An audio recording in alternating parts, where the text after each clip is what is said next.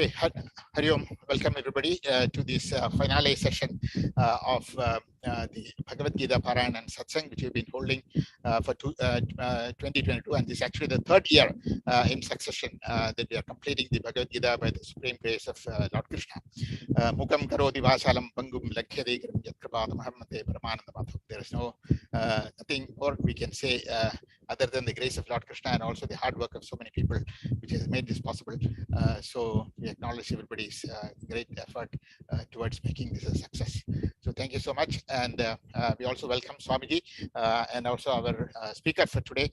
Swamiji is giving Anugraha Prabhashanam in the beginning, in the place of the welcome address, which we used to have normally by the lead some of the chairpersons of the lead organizations. So today we are extremely blessed by the presence of Swamiji. So thank you so much, Swamiji. And at the end of the lecture, we will have the lecture session lecture by Swami Samachitananda. He is from the Ramakrishna Mission of Singapore. So there we are having the wonderful grace of two wonderful Swamijis today. So thank you so much to both these Swamijis. And so without much ado, let's get started. And we will have the invocation prayers at a few verses, and then after that we will have Swamiji's lecture. So over to Sunji, please. Sunji, can you hear me?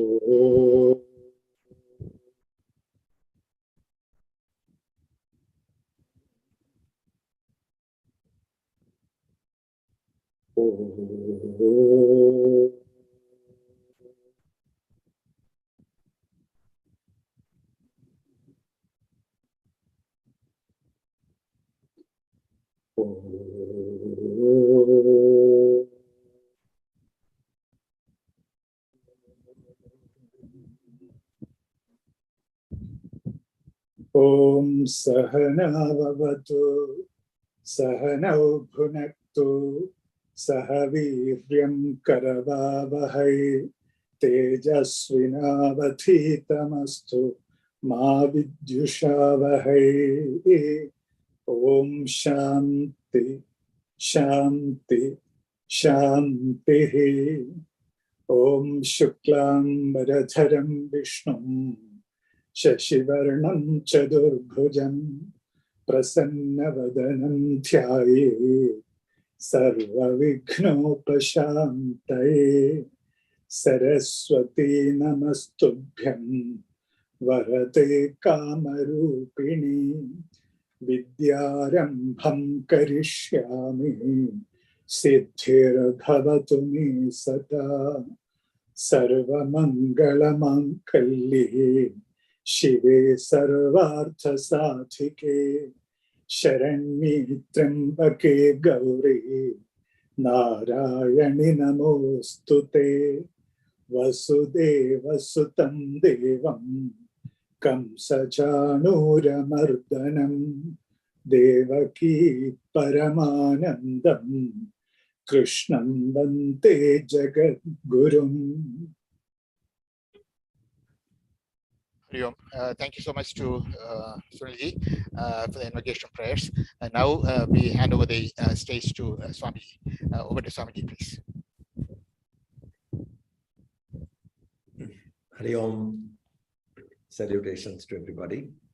Audible clearly? Very clear, very clear. Thank you. Bhagavad Gita is a discussion, a dialogue between two householders, grihasthas. It is not a discussion between two sannyasis. It is not a discussion between two people who have retired from life.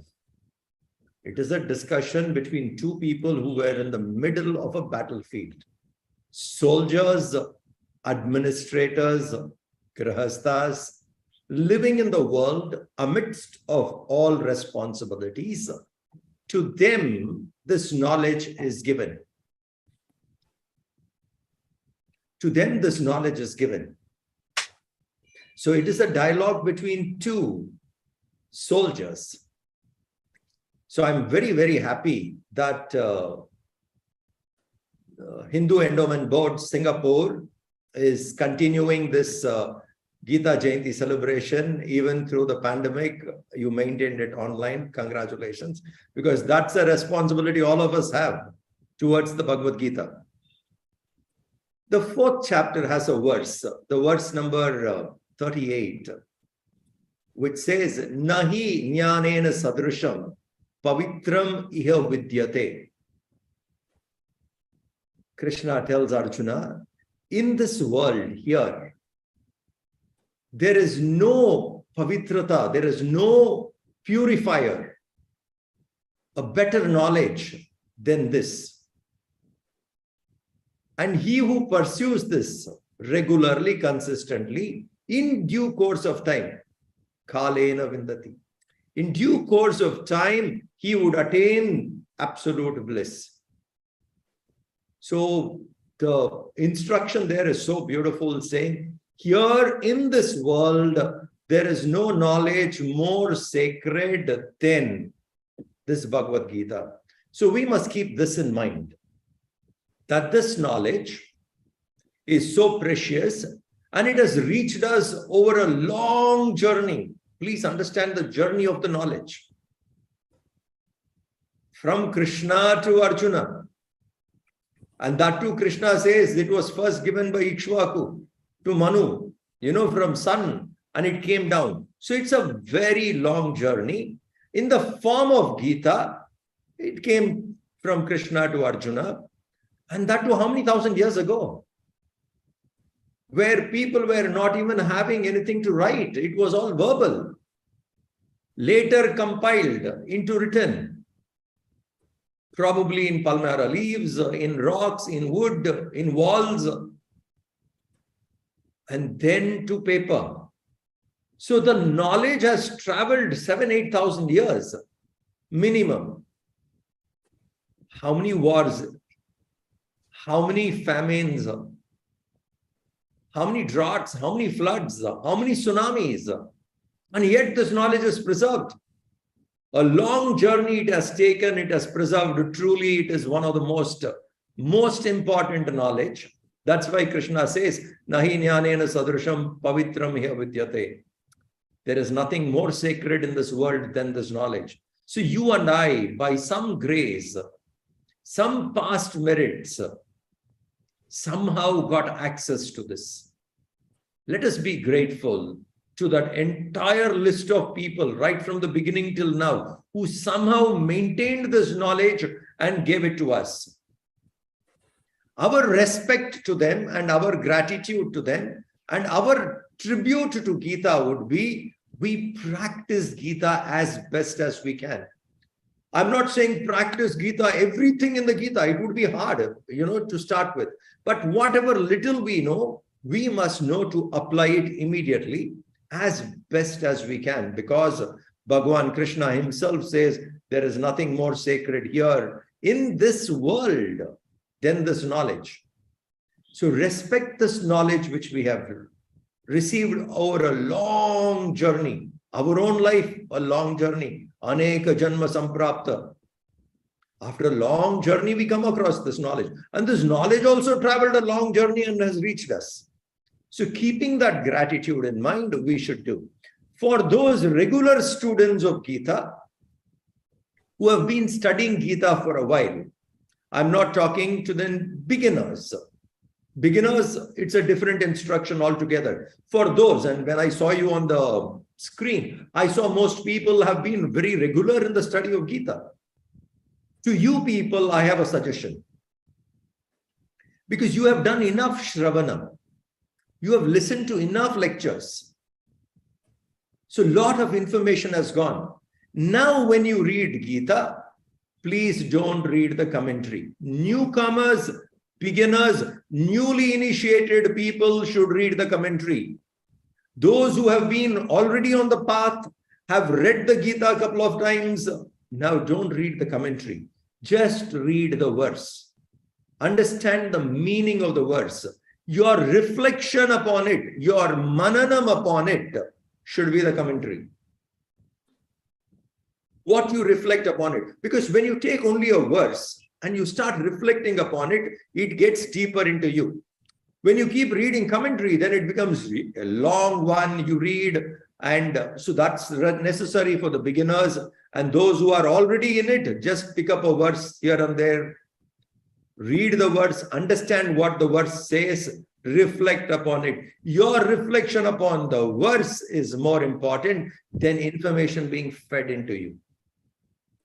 That way, when you reflect upon these verses, they go deep into you and you will learn by yourself. In time, you will learn how to apply it. If you go on reading and reading and reading, you may not know how to apply it. It goes on. We become professional readers of Gita. That's a shame. I'm a professional listener. I'm a professional reader. I'm a professional speaker on Gita. Hey, that's not our profession. How to live, that is our profession. So now, from this Gita Jayanti, pick up a verse. Understand what that verse means. And just say, oh, this is what the verse says. Reflect upon it, and slowly you will learn the art of applying it in your life. And that we should do. That would be the best tribute to the Gita and to the people who brought it to us. And to all those people who served this knowledge right from the beginning of the time. Such a precious knowledge has reached us. We must be absolutely grateful to this knowledge because we somehow got access to it. Let's read it, reflect upon it, and inspire the coming generation to take it. The same old method may not inspire the next generation, so please keep that in mind. It has inspired us, fine, but we should find a methods by which the next generation can understand. So let's be more innovative in taking this knowledge across and reach out to people, and that would be the best. Preserve and promote the Bhagavad Gita. Let's continue to do it. As I told you in the beginning, it's a dialogue between two grahasthas, not two sannyasis. Please understand. So every grahastha has a responsibility in preserving and promoting. And don't say some sannyasis will come and give lectures, we will go attend. Sorry, that's not the way. This has to be lived. Some teachers can come and initiate us. Some teachers can come and inspire us. And after that, it has to be our own. My guru, Swami Chinmayananji, his guru, Swami Tapovan Maharaj. Tapovan Maharaj taught him only 2 chapters of Panchadashi and 2 Upanishads. And he said, I have given you the base, now you read for yourself. The entire study of Bhagavad Gita of Swami Chinmayananji is known for Bhagavad Gita lectures. It was done on his own. His guru did not teach him verse by verse. He taught him 2 Upanishads and 2 chapters of Panchadashi. The entire Bhagavad Gita Gurudev read by himself. It was his own reflection. So now let us read the verses and reflect upon it more. And the newcomers, of course, if you're newly initiated, please read the commentary because that will give you the information. You need data to reflect. Those who have been already on the path, you don't need more data to reflect. Data is already there. Remember them. And that would do you the best. I'm so happy. Thank you for having me here today. I wish Hindu Endowment Board Singapore, Gita Parayanam Group, all the best. Best wishes. Thank you very much. Namaskar. Thank you so much. Our Sahasra Kodi Pranam to Swamiji for your wonderful words. And definitely we should keep in mind the tradition which has preceded us. Like Swamiji said, it comes from Ikshvaku itself and right down over the several thousands of commentators who have reinterpreted Bhagavad Gita into the current times. Like Swamiji said very exactly and importantly, that it should be reinterpreted into the current world so that the next few generations generation, it will have meaning. So that is very, very important. So thank you so much, Swamiji. And also to make it mananam, and mananam on the verses, that is very, very supreme. Like I've heard, Alan Watts used to say that he used to call himself a spiritual entertainer. So we should not just become spiritual entertainers. We should become actually spiritual transformation. So for that, Maranam and the Nithyasanam is what is important. And like Swamiji correctly said, we must do Maranam on each of these verses. And so listening to Swamiji's verses and keeping in mind his advice for all of us. We've been reading Bhagavad Gita for a long time, but we would not say that we are experts. We are simply, again, beginners only. So we will also read the commentaries, but still we will also should do Mananam. So thank you so much, Swamiji. So we will. I'm signing off. Thank you very much. Yeah, Hari Om, Shanti. Hari Om. I'm Swamiji.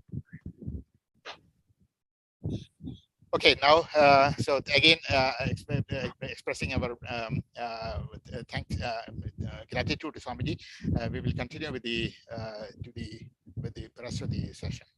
So now we will go to the Gita Dhyanam. The Gita Dhyanam is meditation on the Bhagavad Gita. So this is to be done by Padmaniji. Over to Padmaniji, please. Om Shri Paramatmane Namaha. Atha Srimad Bhagavad Gita Dhyanam.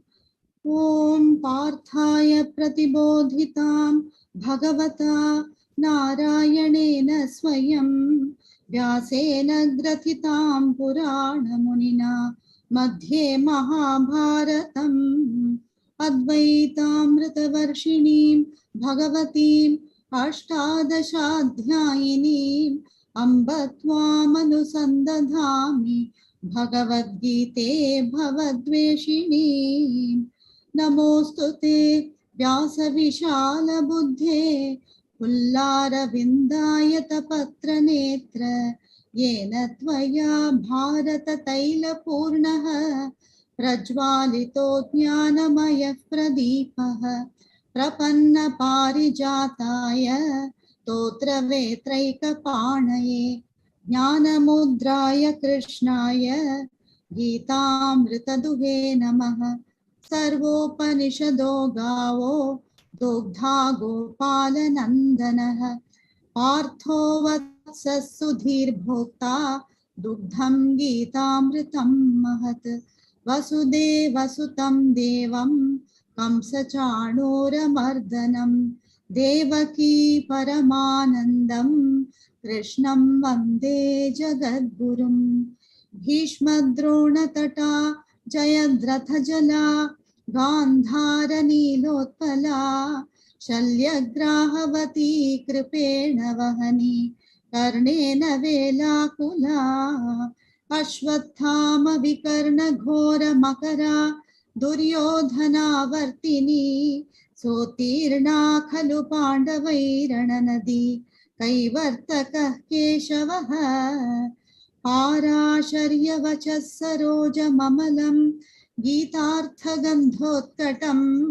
Nanakyanaka Kesaram Harikatha Sambodhana Bodhitam Loke Sajjana Shatpadairaharaha Pepiyamanam Muda Bhuyad Bharata Pankajam Kalimala Pradvamsina Shreyase Mukam Karoti Vachalam Pangum Langhayate Girim Yatripatamaham Vande Paramananda Madhavam Yam Brahma Varunendra Rudra Marutaha Stunvanti Divyaistavaihi Vedai Sangapadakrammo Panishadaihi Gayanti Yam Samagaha Dhyanavastita Tadgatena Manasa Pashyanti Yam Yoginah Yasyantam Navidussura Swaraganaha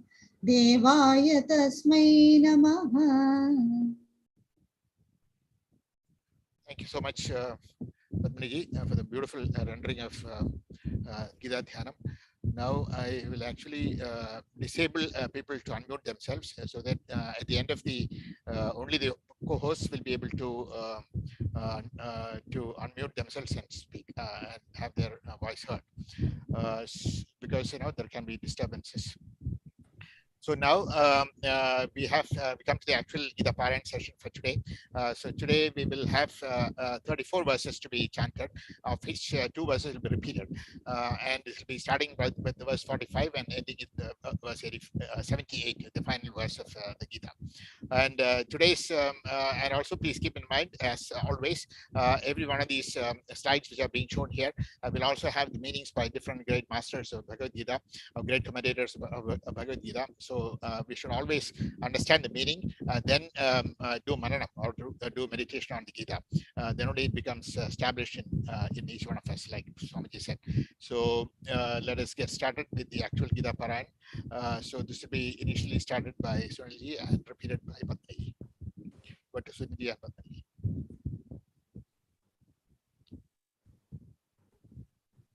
Om Swe Swe Karmanyabhiratah स्वे स्वे कर्मण्यभिरतः Samsiddhim Labhate Naraha संसिद्धिं लभते नरः Swakarmanirata Siddhim स्वकर्मनिरतः सिद्धिं Yatha Vintati Tachrunu यथा विन्दति तच्छृणु Swe Swe Karmanyabhiratah Samsiddhim Labhate Naraha Swakarmanirata Siddhim Yatha Vintati Tachrunu स्वे स्वे कर्मण्यभिरतः संसिद्धिं लभते नरः स्वकर्मनिरतः सिद्धिं यथा विन्दति तच्छृणु Yatah Pravrittirbhutanam यतः प्रवृत्तिर्भूतानां Yena Sarvamidam Tatam येन सर्वमिदं ततं Swakarmana Tamabhyarcha स्वकर्मणा तमभ्यर्च्य Siddhim Vintati Manavaha सिद्धिं विन्दति मानवः Yada Pravrittirbhutanam Yena Sarvamidam Tatam Swakarmana Tamabhyarcha Siddhim Vintati Manavaha यतः प्रवृत्तिर्भूतानां येन सर्वमिदं ततं स्वकर्मणा तमभ्यर्च्य सिद्धिं विन्दति मानवः Shreyan Swadharmo Vikunaha श्रेयान् स्वधर्मो विगुणः Paradharmat Sanushtitat परधर्मात् स्वनुष्ठितात् Swabhavaniyatam Karma स्वभावनियतं कर्म Urvannapnoti Kilbisham कुर्वन्नाप्नोति किल्बिषम् Shreyan Swadharmo Vikunaha Paradharmat Sanushtitat Swabhavaniyatam Karma Kurvannapnoti Kilbisham श्रेयान् स्वधर्मो विगुणः परधर्मात् स्वनुष्ठितात् स्वभावनियतं कर्म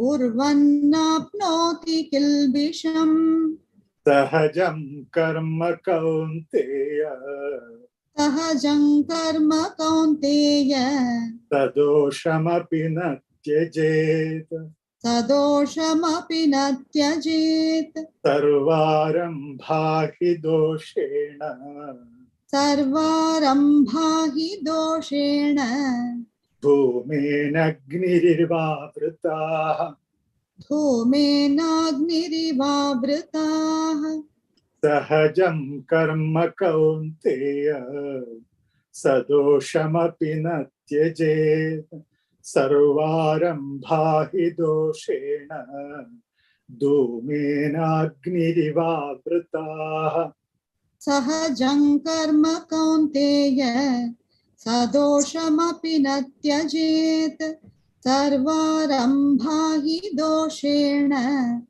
धूमेनाग्निरिवावृताः असक्तबुद्धिः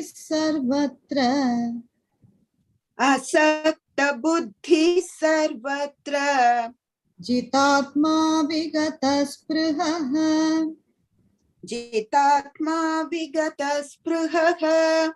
नैष्कर्म्यसिद्धिं परमाम्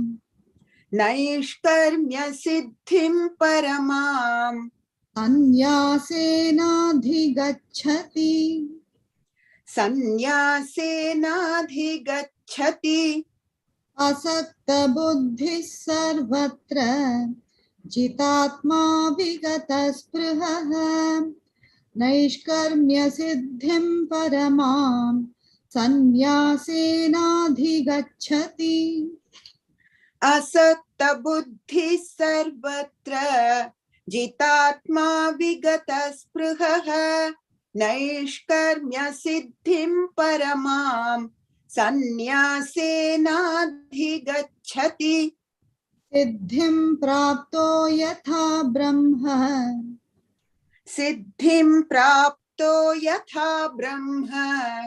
तथाप्नोति निबोध मे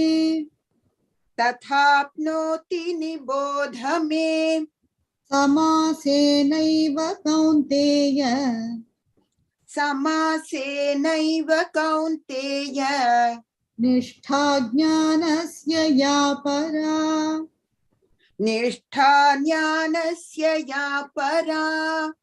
सिद्धिं प्राप्तो यथा ब्रह्म तथाप्नोति निबोध मे समासेनैव कौन्तेय निष्ठा ज्ञानस्य या परा सिद्धिं प्राप्तो यथा ब्रह्म तथाप्नोति निबोध मे समासेनैव कौन्तेय निष्ठा ज्ञानस्य या परा बुद्ध्या विशुद्धया युक्तः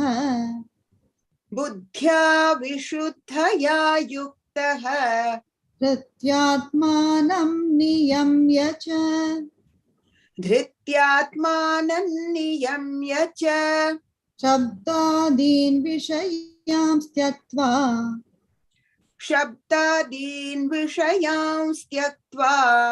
रागद्वेषौ व्युदस्य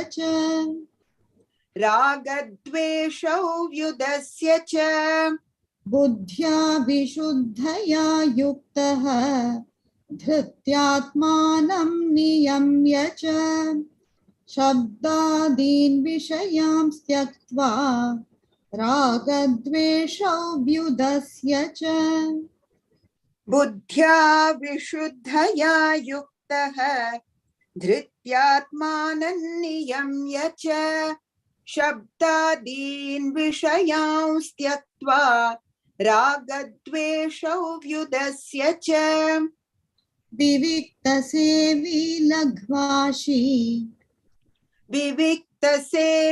लघ्वाशी यत वा कायमानसः ध्यानयोगपरो नित्यं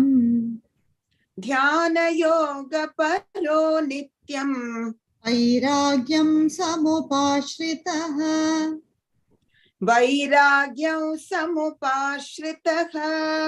विविक्तसेवी लघ्वाशी यत वा कायमानसः ध्यानयोगपरो नित्यं वैराग्यं समुपाश्रितः विविक्तसेवी लघ्वाशी यत वा कायमानसः ध्यानयोगपरो नित्यं वैराग्यं समुपाश्रितः अहंकारं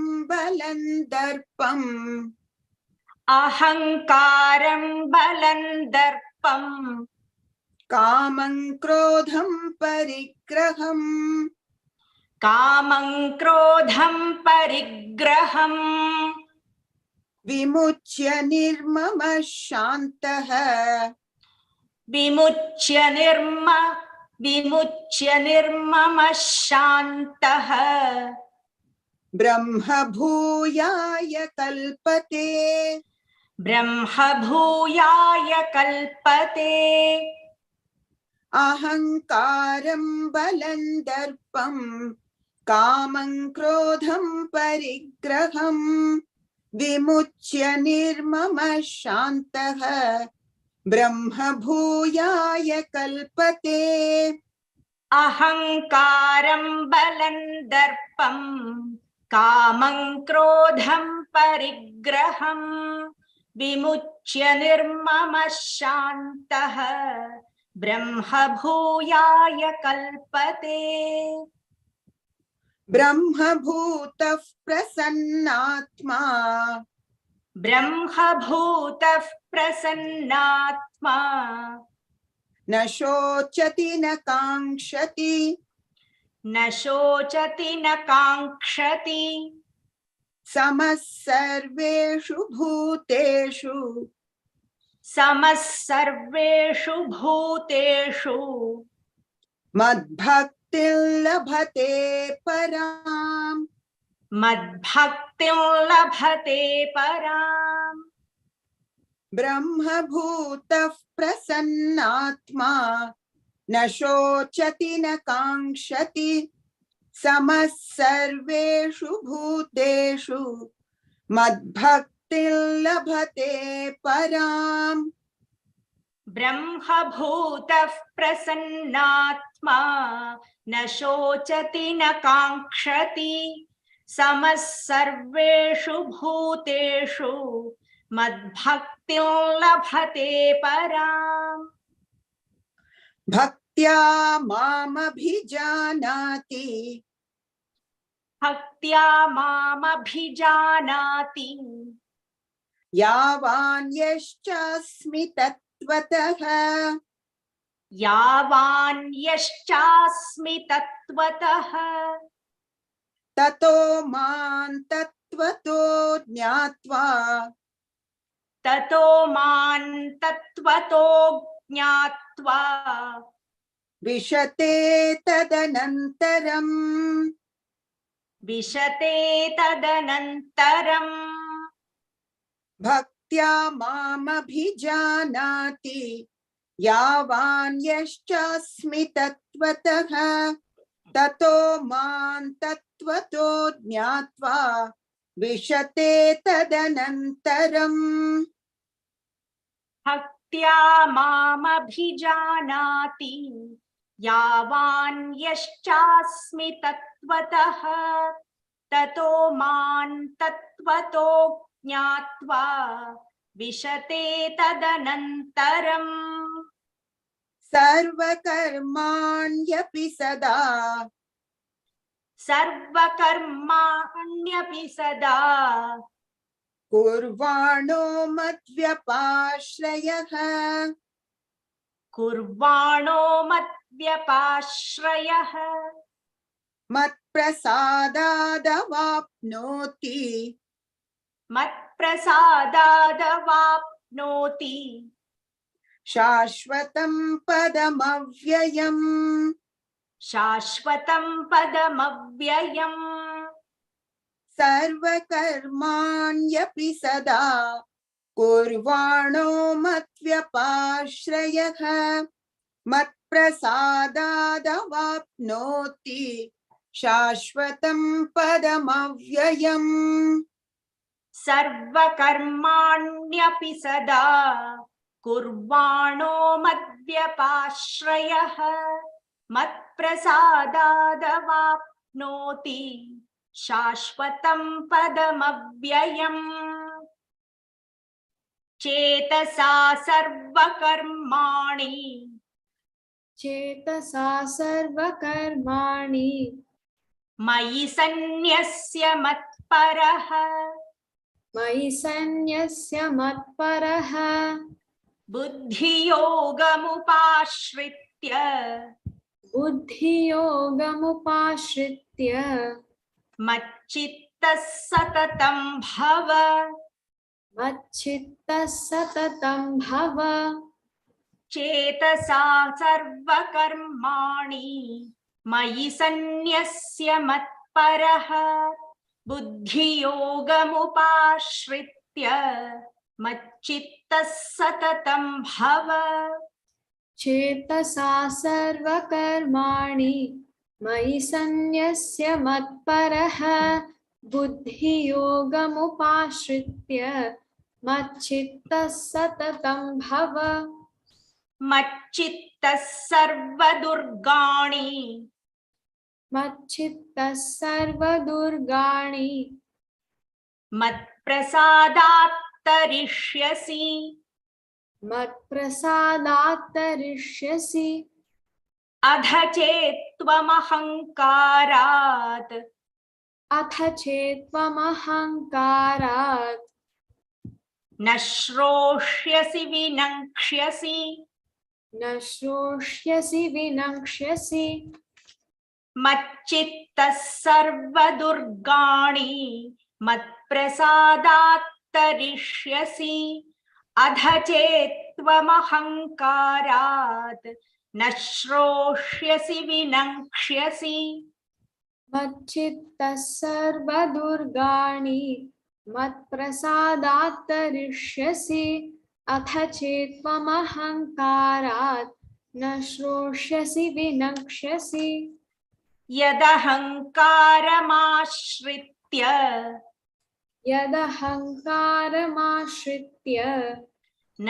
योत्स्य इति मन्यसे न योत्स्य इति मन्यसे मिथ्यैष व्यवसायस्ते मिथ्यैष व्यवसायस्ते प्रकृतिस्त्वान्नियोक्ष्यति प्रकृतिस्त्वान्नियोक्ष्यति यदहङ्कारमाश्रित्य न योत्स्य इति मन्यसे मिथ्यैष व्यवसायस्ते प्रकृतिस्त्वान्नियोक्ष्यति यदहङ्कारमाश्रित्य न योत्स्य इति मन्यसे मिथ्यैष व्यवसायस्ते प्रकृतिस्त्वान्नियोक्ष्यति स्वभावजेन कौन्तेय स्वभावजेन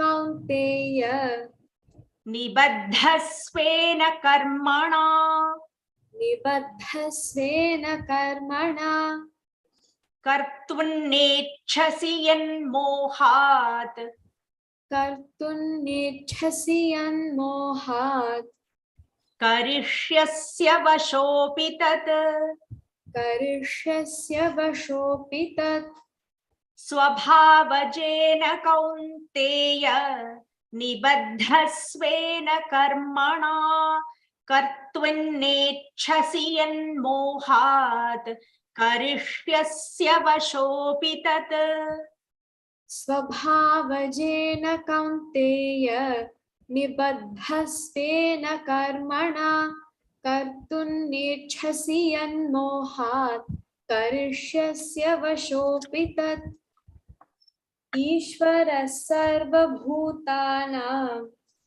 ईश्वरः सर्वभूतानां हृद्देशेऽर्जुन तिष्ठति हृद्देशेऽर्जुन तिष्ठति भ्रामयन् सर्वभूतानि भ्रामयन् सर्वभूतानि यन्त्रारूढानि मायया यन्त्रारूढानि मायया ईश्वरः सर्वभूतानां हृद्देशेऽर्जुन तिष्ठति भ्रामयन् सर्वभूतानि यन्त्रारूढानि मायया ईश्वरः सर्वभूतानां हृद्देशेऽर्जुन तिष्ठति भ्रामयन् सर्वभूतानि यन्त्रारूढानि मायया तमेव शरणं गच्छ तमेव शरणं गच्छ सर्वभावेन भारत सर्वभावेन भारत तत्प्रसादात् परां शान्तिं तत्प्रसादात् परां शान्तिं स्थानं प्राप्स्यसि शाश्वतम् स्थानं प्राप्स्यसि शाश्वतम् तमेव शरणं गच्छ सर्वभावेन भारत तत्प्रसादात् परां शान्तिं स्थानं प्राप्स्यसि शाश्वतम् तमेव शरणं गच्छ सर्वभावेन भारत तत्प्रसादात् परां शान्तिं स्थानं प्राप्स्यसि शाश्वतम् इति ते ज्ञानमाख्यातम् इति ते ज्ञानमाख्यातम् गुह्याद्गुह्यतरं मया गुह्याद्गुह्यतरं मया विमृश्यैतदशेषेण विमृशैतदशेषेण यथेच्छसि तथा कुरु यथेच्छसि तथा कुरु इति ते ज्ञानमाख्यातं गुह्याद्गुह्यतरं मया विमृश्यैतदशेषेण यथेच्छसि तथा कुरु इति ते ज्ञानमाख्यातं गुह्याद्गुह्यतरं मया विमृशैतदशेषेण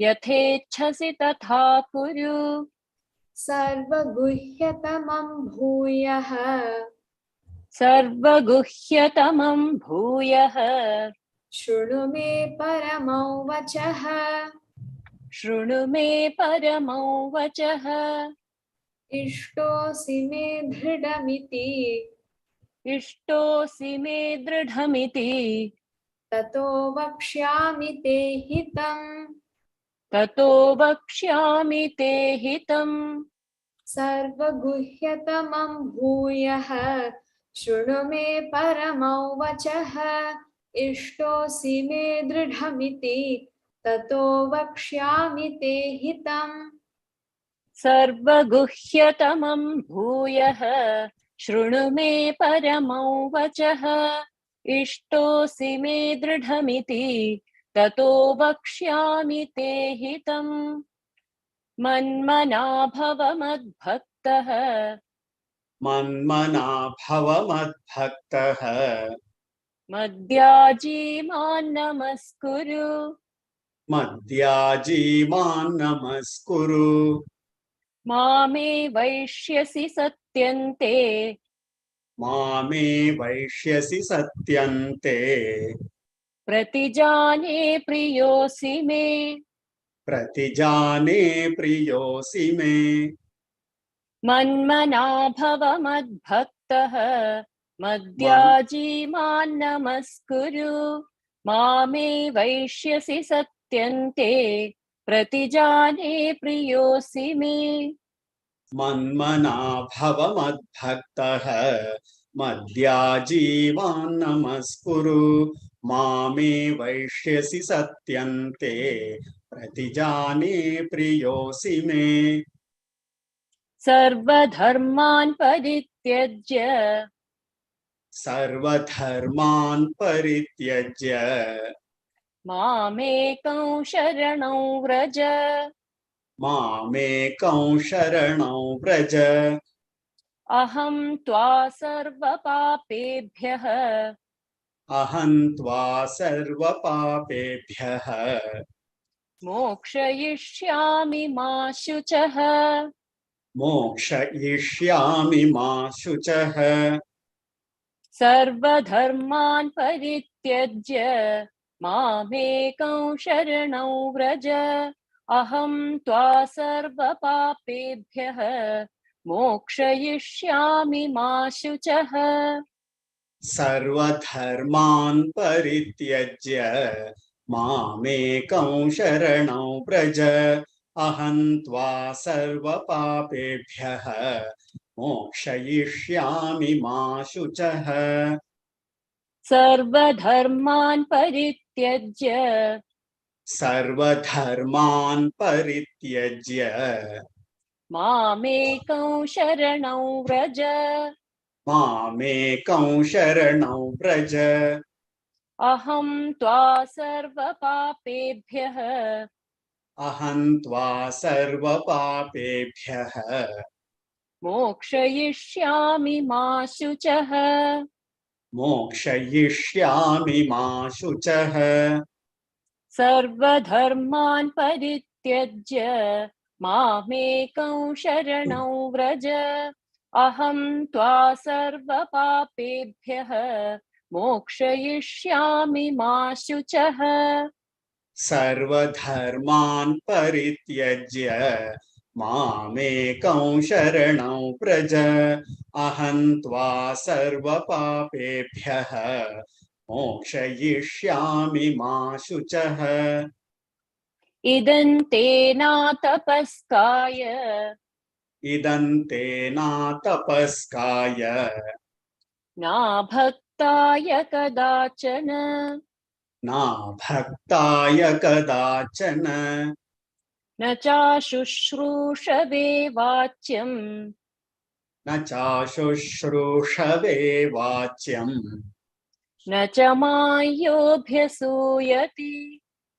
न च मायोऽभ्यसूयति।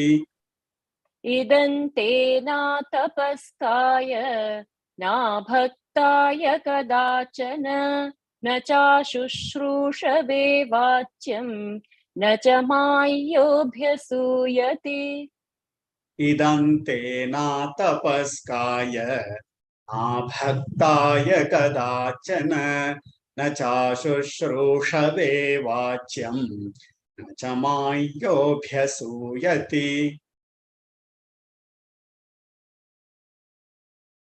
य इमं परमं गुह्यम्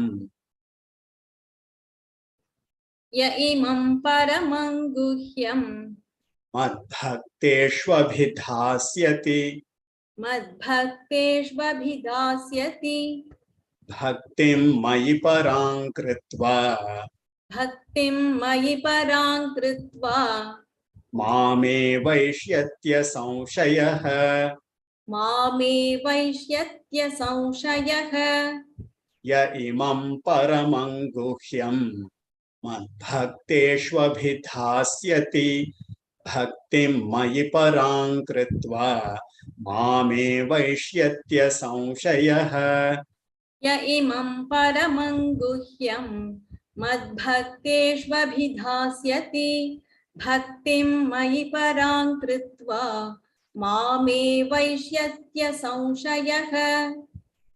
न च तस्मान्मनुष्येषु न च तस्मान्मनुष्येषु कश्चिन्मे प्रियकृत्तमः कश्चिन्मे प्रियकृत्तमः भविता न च मे तस्मात् भविता न च मे तस्मात् अन्यः प्रियतरो भुवि अन्यः प्रियतरो भुवि। न च तस्मान्मनुष्येषु कश्चिन्मे प्रियकृत्तमः भविता न च मे तस्मात् अन्यः प्रियतरो भुवि। न च तस्मान्मनुष्येषु कश्चिन्मे प्रियकृत्तमः भविता न च मे तस्मात् अन्यः प्रियतरो भुवि। अध्येष्यते च य इमम् अध्येष्यते च य इमम् धर्म्यं संवादमावयोः धर्म्यं संवादमावयोः ज्ञानयज्ञेन तेनाहम् ज्ञानयज्ञेन तेनाहम् इष्टस्यामिति मे मतिः इष्टस्यामिति मे मतिः। अध्येष्यते च य इमम् धर्म्यं संवादमावयोः ज्ञानयज्ञेन तेनाहम् इष्टस्यामिति मे मतिः अध्येष्यते च य इमं धर्म्यौ संवादमावयोः ज्ञानयज्ञेन तेनाहम् इष्टस्यामिति मे मतिः श्रद्धावाननसूयश्च श्रद्धावाननसूयश्च शृणुयादपि यो नरः शृणुयादपि यो नरः सोऽपि मुक्तः शुभाल्लोकान् सोऽपि मुक्तः शुभान् लोकान् प्राप्नुयात् पुण्यकर्मणाम् प्राप्नुयात् पुण्यकर्मणाम् श्रद्धावाननसूयश्च शृणुयादपि यो नरः सोऽपि मुक्तः शुभाल्लोकान् प्राप्नुयात् पुण्यकर्मणाम्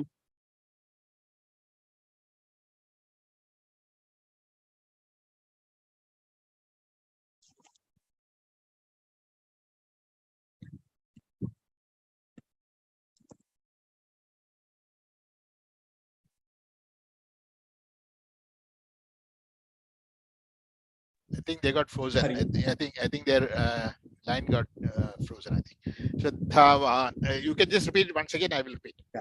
श्रद्धावाननसूयश्च शृणुयादपि यो नरः सोऽपि मुक्तः शुभान् लोकान् प्राप्नुयात् पुण्यकर्मणाम् Shraddhavan anasuyascha shrunuyadapi yo naraham sopi muktas shubham lokan prapnuyat punya karmanam.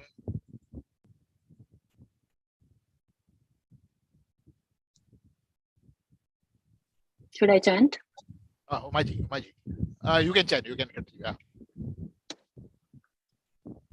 Kacchidet shrutam partha कच्चिदेतच्छ्रुतं Partha त्वयैकाग्रेण चेतसा त्वयैकाग्रेण चेतसा कच्चिदज्ञानसम्मोहः कच्चिदज्ञानसम्मोहः प्रणष्टस्ते धनञ्जय प्रनष्टस्ते धनञ्जय कच्चिदेतच्छ्रुतं पार्थ त्वयैकाग्रेण चेतसा कच्चिदज्ञानसम्मोहः प्रणष्टस्ते धनञ्जय कच्चिदेतच्छ्रुतं पार्थ त्वयैकाग्रेण चेतसा कच्चिदज्ञानसम्मोहः प्रनष्टस्ते धनञ्जय अर्जुन उवाच अर्जुन उवाच नष्टो मोहस्मृतिर्लब्धा नष्टो मोहस्मृतिर्लब्धा तत्प्रसादान्मयाच्युत त्वत्प्रसादान्मयाच्युत स्थितोऽस्मि गतसन्देहः स्थितोऽस्मि गतसन्देहः करिष्ये वचनं तव करिष्ये वचनं तव नष्टो मोहस्मृतिर्लब्धा त्वत्प्रसादान्मयाच्युत स्थितोऽस्मि गतसन्देहः करिष्ये वचनं तव नष्टो मोहस्मृतिर्लब्धा त्वत्प्रसादान्मयाच्युत स्थितोऽस्मि गतसन्देहः करिष्ये वचनं तव I think Umaji is back. Okay. Hari Om. Yeah, Yes. Yeah, continue. Sanjaya Uvacha Sanjay उवाच Ityaham Vasudevasya इत्यहं वासुदेवस्य Parthasya cha Mahatmanah पार्थस्य च महात्मनः संवादमिममश्रौषम् संवादमिममश्रौषम् अद्भुतं रोमहर्षणम् अद्भुतं रोमहर्षणम् सञ्जय उवाच इत्यहं वासुदेवस्य पार्थस्य च महात्मनः संवादमिममश्रौषम् अद्भुतं रोमहर्षणम् सञ्जय उवाच इत्यहं वासुदेवस्य पार्थस्य च महात्मनः संवादमिममश्रौषम् अद्भुतं रोमहर्षणम् व्यासप्रसादात् श्रुतवान्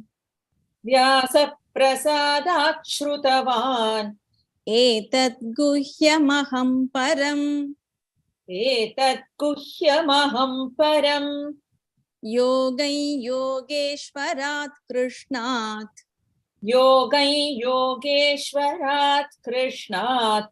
साक्षात् कथयत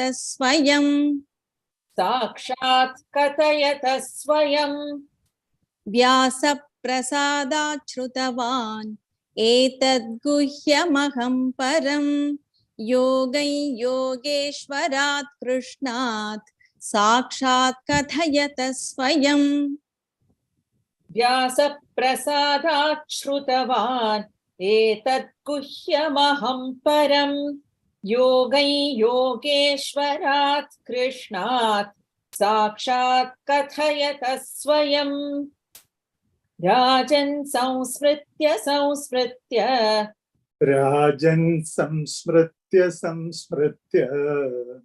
संवादमिदमद्भुतम् केशवार्जुनयोः पुण्यम्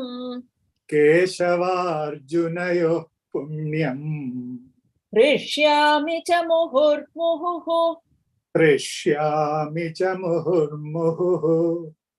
राजन् संस्मृत्य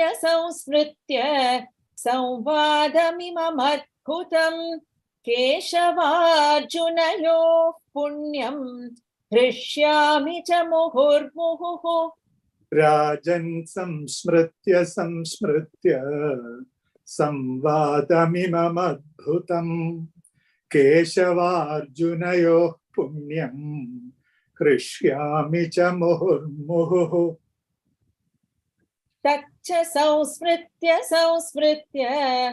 तच्च संस्मृत्य रूपमत्यद्भुतं हरेः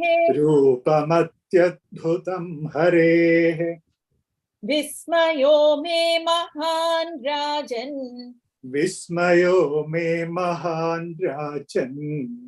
हृष्यामि च पुनः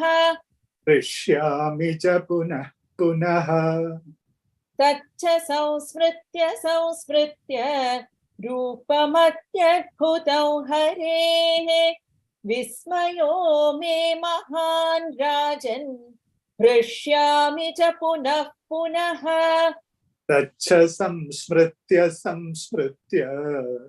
रूपमत्यद्भुतं हरेः विस्मयो मे महान् राजन् हृष्यामि च पुनः यत्र योगेश्वरः कृष्णः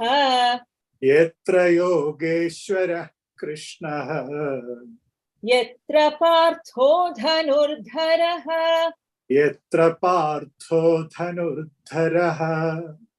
तत्र श्रीर्विजयो भूतिः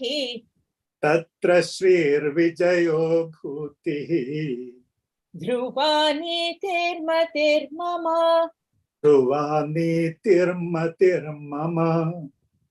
यत्र योगेश्वरः कृष्णः यत्र पार्थो धनुर्धरः तत्र श्रीर्विजयो भूतिः ध्रुवा नीतिर्मतिर्मम यत्र योगेश्वरः कृष्णः यत्र पार्थो धनुर्धरः तत्र श्रीर्विजयो भूतिः ध्रुवानीतिर्मतिर्मम यत्र योगेश्वरः कृष्णः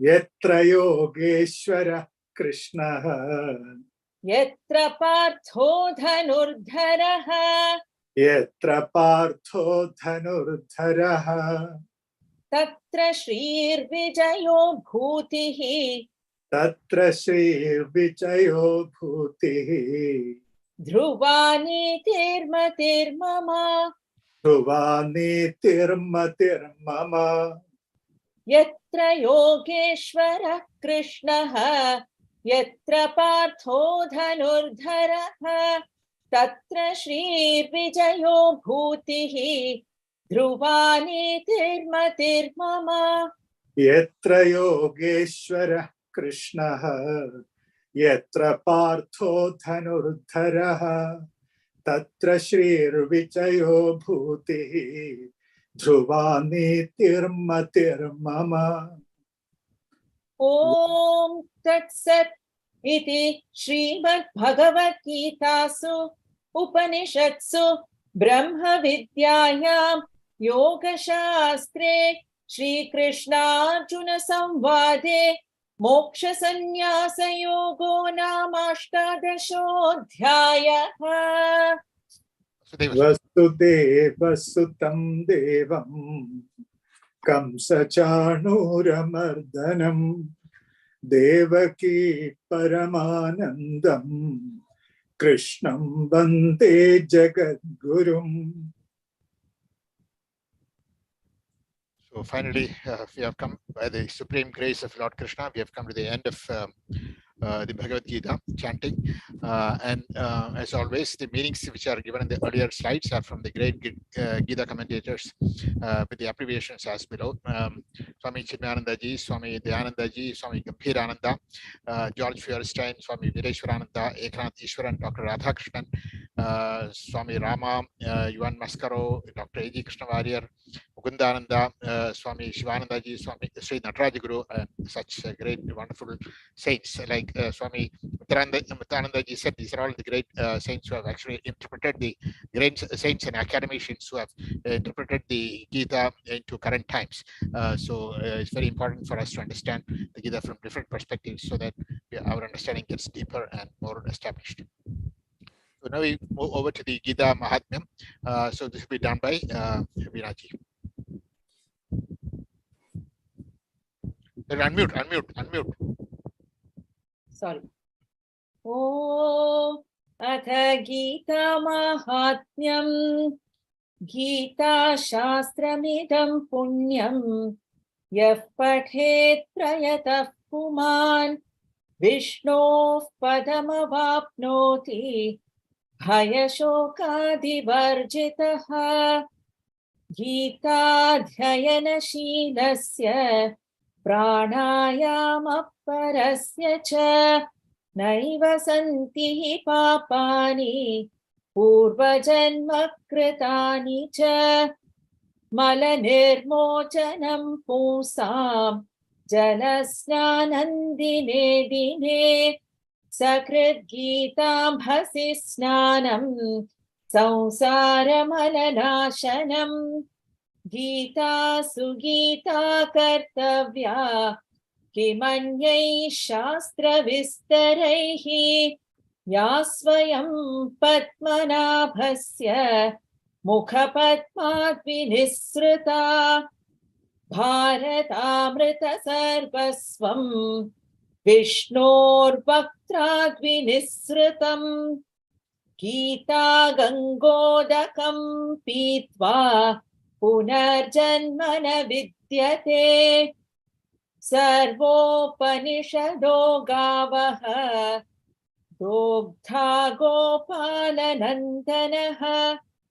पार्थो वत्ससुधीर्भोक्ता दुग्धं गीतामृतं महत् एकं शास्त्रं देवकी पुत्रगीतम् एको देवो देवकी पुत्र एव एको मन्त्रस्तस्य नामानि यानि कर्माप्येकन्तस्य देवस्य सेवा ॐ तत्सत् हरि ओं श्री गुरुभ्यो नमः हरि ओं वसुदेवसुतं देवं कंसचाणूरमर्दनं देवकी परमानन्दं कृष्णं वन्दे जगद्गुरुम्. Thank you so much to all the wonderful chanters who have chanted today. And before now we proceed to Swamiji's lecture, we will have a brief curtain call of all the things so that everybody can see and each person. So I'll spotlight each of the chanters for today. So let me just stop the sharing for now. So let me first call our Sunilji. So Sunilji is our first and the Panditji for all the Gita events. And this is Sunilji. Want to say anything, Sunilji? If you have time, I can say. Yeah, no, that we can do later. Just say some greetings. Hello, Hari Om to everybody. Hare Yeah, thank you so much. So now we have the next person is Padmini Ji, who is our long-term chanter as well as part of Gita Jayanti. And so Padmini Ji, want to say? You have to unmute. You have to unmute. Hari Om everyone. My humble thanks to the respected Swamijis who are blessing us on this platform. As Swami Mitranandaji rightly pointed out, through the grace of God, we have got this opportunity to get this beautiful knowledge. We are truly grateful for the reminder from Swamiji that we need to assimilate this knowledge and apply it in our own lives. And that is the greatest tribute that we can give to all the masters who have selflessly shared this highest knowledge with us. And thank you so much. I'm truly grateful for all this. And a special thanks to Krishna Kumarji for making this possible. Thank you so much. Thank you so much, Padmini. And now we have the next person in this sequence is Lataji for today. So Lataji is very, yeah, here's Lataji. We add spotlight to her. And so Lataji, you want to say something? Yeah, Hari Om. And I'm really thankful that I got this opportunity to participate in this Parayan sessions. And Hari Om. Thank you very much. I would like to say that Lataji is so committed that she's joining us from US and it's very late in the night there. And thank you so much to Lataji. Even though she's a resident of Singapore, she's joining us from US. Thank you so much, Lataji. Thank you. And next we have Rajitaji, who's been there for a very long time. She has almost participated in almost all the sessions. So let me highlight Rajitaji. Hari Om, everyone. I can't believe that today is the last session, 18th session, and it has been such a wonderful journey, a divine journey. Thanks for the opportunity, KKG and Chitraji. Thanks to the entire team for making this happen. Hari Om. Thank you very much. Now we have Sahana, the youngest member of the chanting group is Sahana, and Sahana is Sahana is not. Sahana is not. Ah, here she's here. Okay, great. Hari Om, everybody. Chanting the Bhagavad Gita has been a very fruitful experience for me, and the journey so far has been very, very meaningful. But I would like to take this time to express my heartfelt gratitude to Krishna Kumar uncle and my Guru Varsha auntie for giving me this wonderful opportunity to chant. Because every time I chant, I feel so relaxed given the stress I have to go through while studying every day. And because of this, I got even more inspired to chant even further. And I feel like I'm very committed to continue reading this Bhagavad Gita as these years come. So once again, thank you so much, Uncle, for this opportunity. Thank you, Varsha auntie, for teaching me everything and all the slokas that I know. Thank you, Sahanaji. Sahanaji is actually a student of the Singapore and the Polytechnic, and thank you so much. Like Swami Mitranda ji said, she's actually the next generation. So at least one person is there for the next generation. Thank you so much for being a part of this journey. Now we have Sriji, who is Sriji is the next person for today. Yeah, Sriji, want to say anything? Hari Om.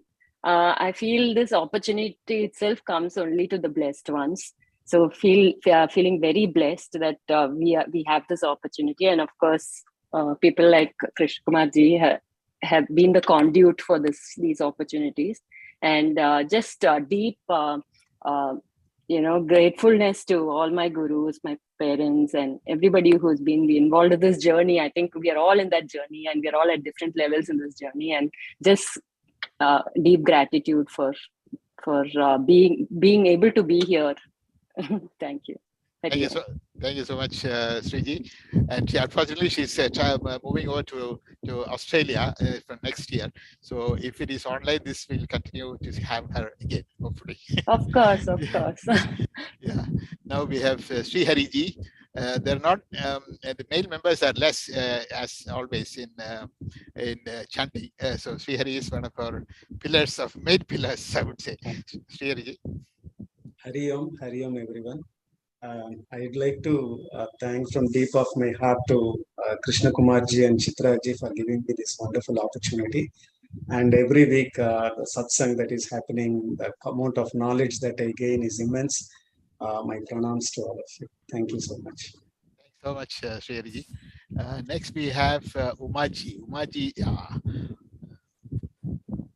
Hari Om, everyone. Yeah. I'm deeply honored to be part of this beautiful Gita Parayan. And I would like to thank Singapore Gita Jayanti Association and Krishna Kumar ji for giving me this wonderful opportunity. And all of this would not have been possible to push me to learn Gita by our mentor, Dr. Varsha. Thank you so much, Varsha ji. And I wish to continue this journey in the years to come. Thank you very much. And I must say that Umaji and Sahanaji are the only mother and daughter pair in this group. So they are participating together. So that's even more wonderful to have a whole family participating together. So thank you so much, Umaji. And Umaji is also a winner of the chanting competition in India. So we are very, very nice to have such wonderful, committed people for this. And now we have Veena ji is our final participant for today. So over to Veena ji. Yes, let me highlight. Hari Om, and thank you so much for giving me this opportunity. Thank you very much, Krishna Kumar ji. I mean, I think you push us all into doing this. Keep reminding us every week, can you participate? Can you participate? If that message doesn't come, I don't think I will be keen to do this. I mean, I wouldn't have taken the time off to do this at all. Thank you so much. And my humble pranams to all the gurus who are here and all the gurus who have been blessing us. Hari Om. Thank you so much, Veena ji, for all your participation. And now I hope everybody, it was not you have seen all the people who have really participated because, it is important that we know who have the people who are actually chanting. So, so I will just give, because at least a couple of people are pictures. I mean, could not participate today because they are not in Singapore. So I just show their pictures. So Sindhu ji is one. She's one of the wonderful chanters. She's right now in Mukambika temple. She's traveling in India. And also we have Vinodini ji. She's also a regular chanter. She also could not participate today because she's outside. And now we have. Vivek ji. Vivek is the final because he's the letter VI, the final letter of the alphabet in the alphabet, and he's one of the fantastic chanters. And unfortunately, he also is not free today to participate. So we miss the people who could not participate today. So anyway, we at least show the pictures of them. So now we come to the end of the curtain call for today, and move over to the lecture by Swami Samachitanandaji. It's immense pleasure, as usual, as always, to have Swamiji talking to us, and his words of wisdom are simply so invaluable and so down to earth and so touching the heart that we are always. It's a pleasure to listen to Swamiji. And over to Swamiji, please. Well, namaste and Hari Om to all of you. Just now I was hearing from all the participants that really it's a immense blessings of God and of course our gurus that we are able to participate in such activity. All of us, we say we are busy, but it is only the grace of God that we take this opportunity. Invitation is always on, but it is up to us if we can take it on. So thanks for this opportunity. As every year, I am very honored to be part of this. See, when we speak, actually, I'm not giving sermons to anyone. When I speak, I'm thinking loudly. So it is like mananam for me. Just for information, I'm in Dubai now. Actually, it is morning 8 o'clock or what time now? It is 8:15 now. So it's okay. I'm happy to be part of this. I was in other meeting. That's why I was a little late. And thank you for Srinivasji to put a reminder to me. Okay. So 18th chapter, first half we saw. And the second half of this 18th chapter is practically the essence. It is the end of the Bhagavad Gita. So it is practically the essence of Bhagavad Gita. It's very difficult to give justice to these 40-45 slokas in a short span of half an hour, 45 minutes. But so I was thinking, I just took a few slokas which seems to be highlighter of this second part of 18th chapter. You see, we all are born in different places, in different families, in different cultures. Even if we may be Hindus, but still we have varieties of cultures, though binding culture is one, and that is the divinity of the soul. We are all divine within. We are children of God. That is a basic line. So many times the questions will come in the minds of people that I'm supposed to perform my duty. When I change my duty, is it because of my selfish motive, or is it because nature or the society is compelling me to do it, or it is because of my high inspiration or ambition? Why do I change my work? Because there are many places in Bhagavad Gita it is told. So you will find Sve karmanya virata samsiddhim labate nara. Swakarma nirata siddhim yatha vindati rasyanam. You keep on doing your duty. I like to put from this point of view that this whole world think that it is like a big stage. And whatever work you are doing, your place in the society is you're acting, you are dressing yourself, and you're speaking dialogue from that point of view. If I have become a monk, I cannot speak the dialogues of a householder. And if you're a householder, you cannot talk like a monk. What will happen? That the whole drama will collapse. Because I am speaking your dialogue, you are speaking my dialogue. This cannot happen. So we need to follow, though ideal and aspirations could be there. But wherever we are, we try to give back to the society the best we can. And that is our sadhana. Spiritual sadhana is not only in the temple, it is not only in reciting or reading the scriptures.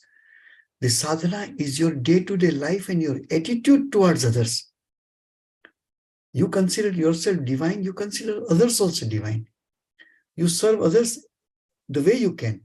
But many times when we want to say the essence of our spiritual practices, we say this, that we say kaya mano vakya, not by physically not by your mind or by your speech, you should be doing any harm or hurting to anyone. If you can serve someone positively, that's very good. If not, at least do not be harmful to people. Many times, not that you want to harm, but because of our nature, some people are very harsh in their speech. Not that physically we become violent, but many times mentally out of frustration, or many times in crisis, we lose control of our tongue and we say something which is hurtful to others. In other chapters, you will find the Kayika Tapasya, Vachika Tapasya, and Manasika Tapasya. So this Tapasya, continuous process, we need to continue. So whatever work we are doing, wherever we are in this game of the world, and we need to practice this, that expressing the divinity within us. We had one great Swami, one book is very famous, some of you may have read, called Meditation and Spiritual Life by Swami Yatishwaranandaji. Yatishwaranandaji says in one place, if you get little happiness in your meditation or in your japa or in your spiritual practices, let it get manifested in your life so people around you feel that peace and happiness from you. Other place, it is said by one of the disciples of Sri Ramakrishna that who is a sadhu, not sannyasi or sadhu, when we say, not from that point of view. All those who are involved in a great spiritual journey, they deserve this sadhuvada. They deserve to be called sadhu. If you are not sadhus, you are asadhu. You are not asadhu, you are a sadhu. So it is said, who is a sadhu? In whose company people feel peace of mind. If I coming in contact with you, if I feel agitated, if I feel disturbed, then you are not a sadhu. The same thing happens with me. If you come to me and you find that I am so much agitated and I make you also agitated, this is not sadhuhood. Those who are sadhus, those who are sadhakas, those who are devotee of God, Sri Krishna has elaborately expressed in chapter 9, in chapter 12, in chapter 16. Who are these devotee of God? Never you will find one who goes to temple, one who puts this mark. There is no such thing. Only internal qualities. So these internal qualities, we need to list, and just in 1 minute at a glance, we should go through it. That I am expected. That will come, we shall see later. So we need to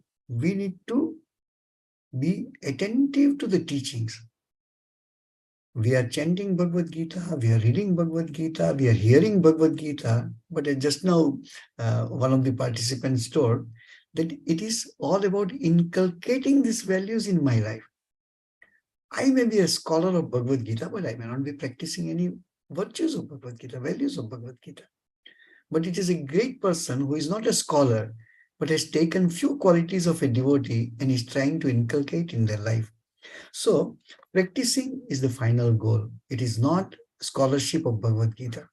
So it is better to be understanding Bhagavad Gita and trying to follow in our life. So this is one idea. Wherever we are, we need to do our karma selflessly, with love and with dedication to Lord. Beautiful one shloka is there. Ishvara sarva bhutanam riddeshe arjuna tishtati. God resides in the hearts of everyone. So if I do my chest x-ray, do you think Krishna's picture will come? No. He lives in our heart as what? They say God is a mute witness. There is one way of looking at it, that he looks at every thought which passes through your mind. But there is another, which is more Vedantic way to explain is, which is God which is within you. I'm very fond of speaking this, but I don't need to say this one. You have a Sarvapriyanji will be telling you about all these Vedantic ideas, that the consciousness within me is the real God.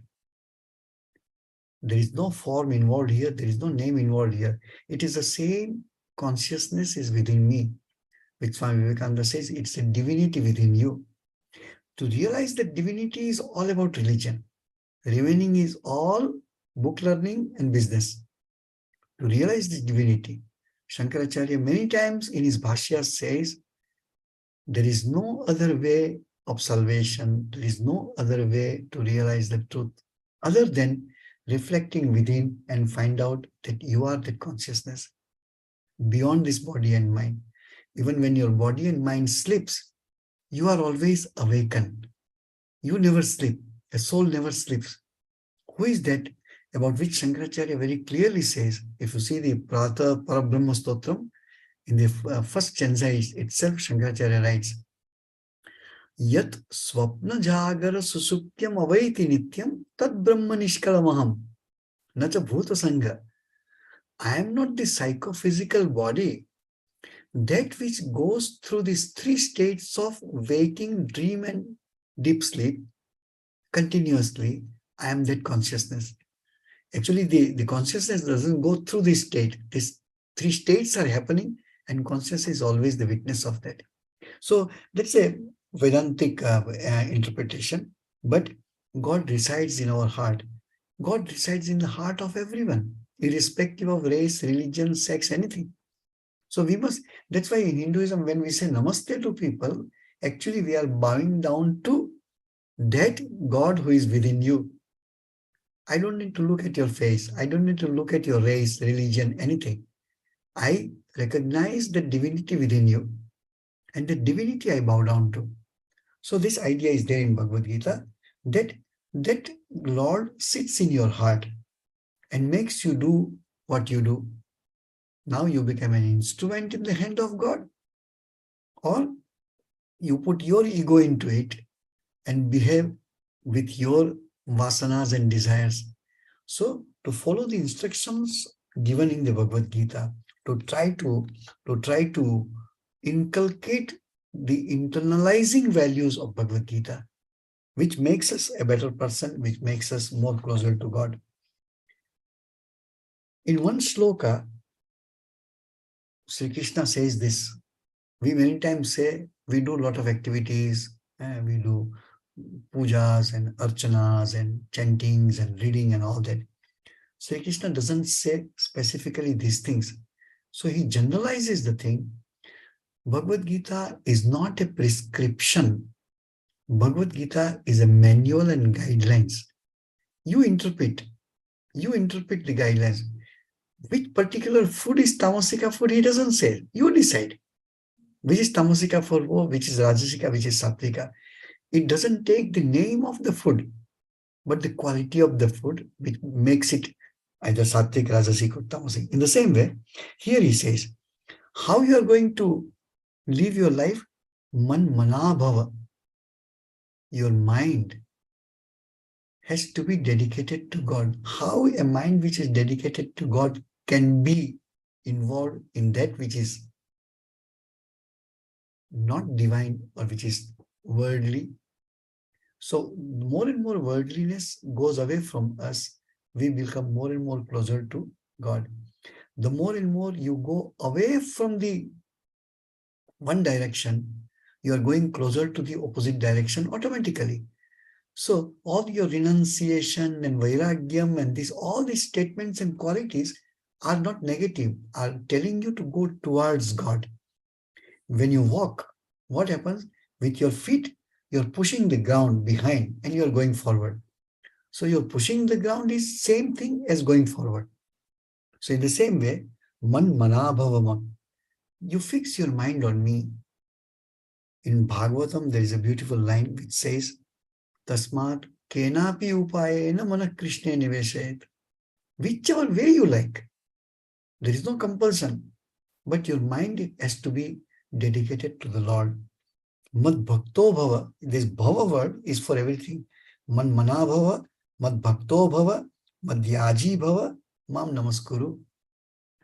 When you do namaskaram to anyone, actually, sarvadeva namaskaram keshavam prati gacchati. Individually also, when you do namaskaram to people, actually you are doing namaskaram to the same Lord who is sitting in the heart of others. So Sri Krishna says here, Mad Bhakto Bhava. What is Bhakta? Be my devotee. your emotional, you see, I like to interpret from this way, this shloka, man mana bhava, your mind, psychological aspect of your being should be dedicated to God. Okay. Mad bhakto bhava, your emotional and devotional aspect of your being has to be dedicated to God.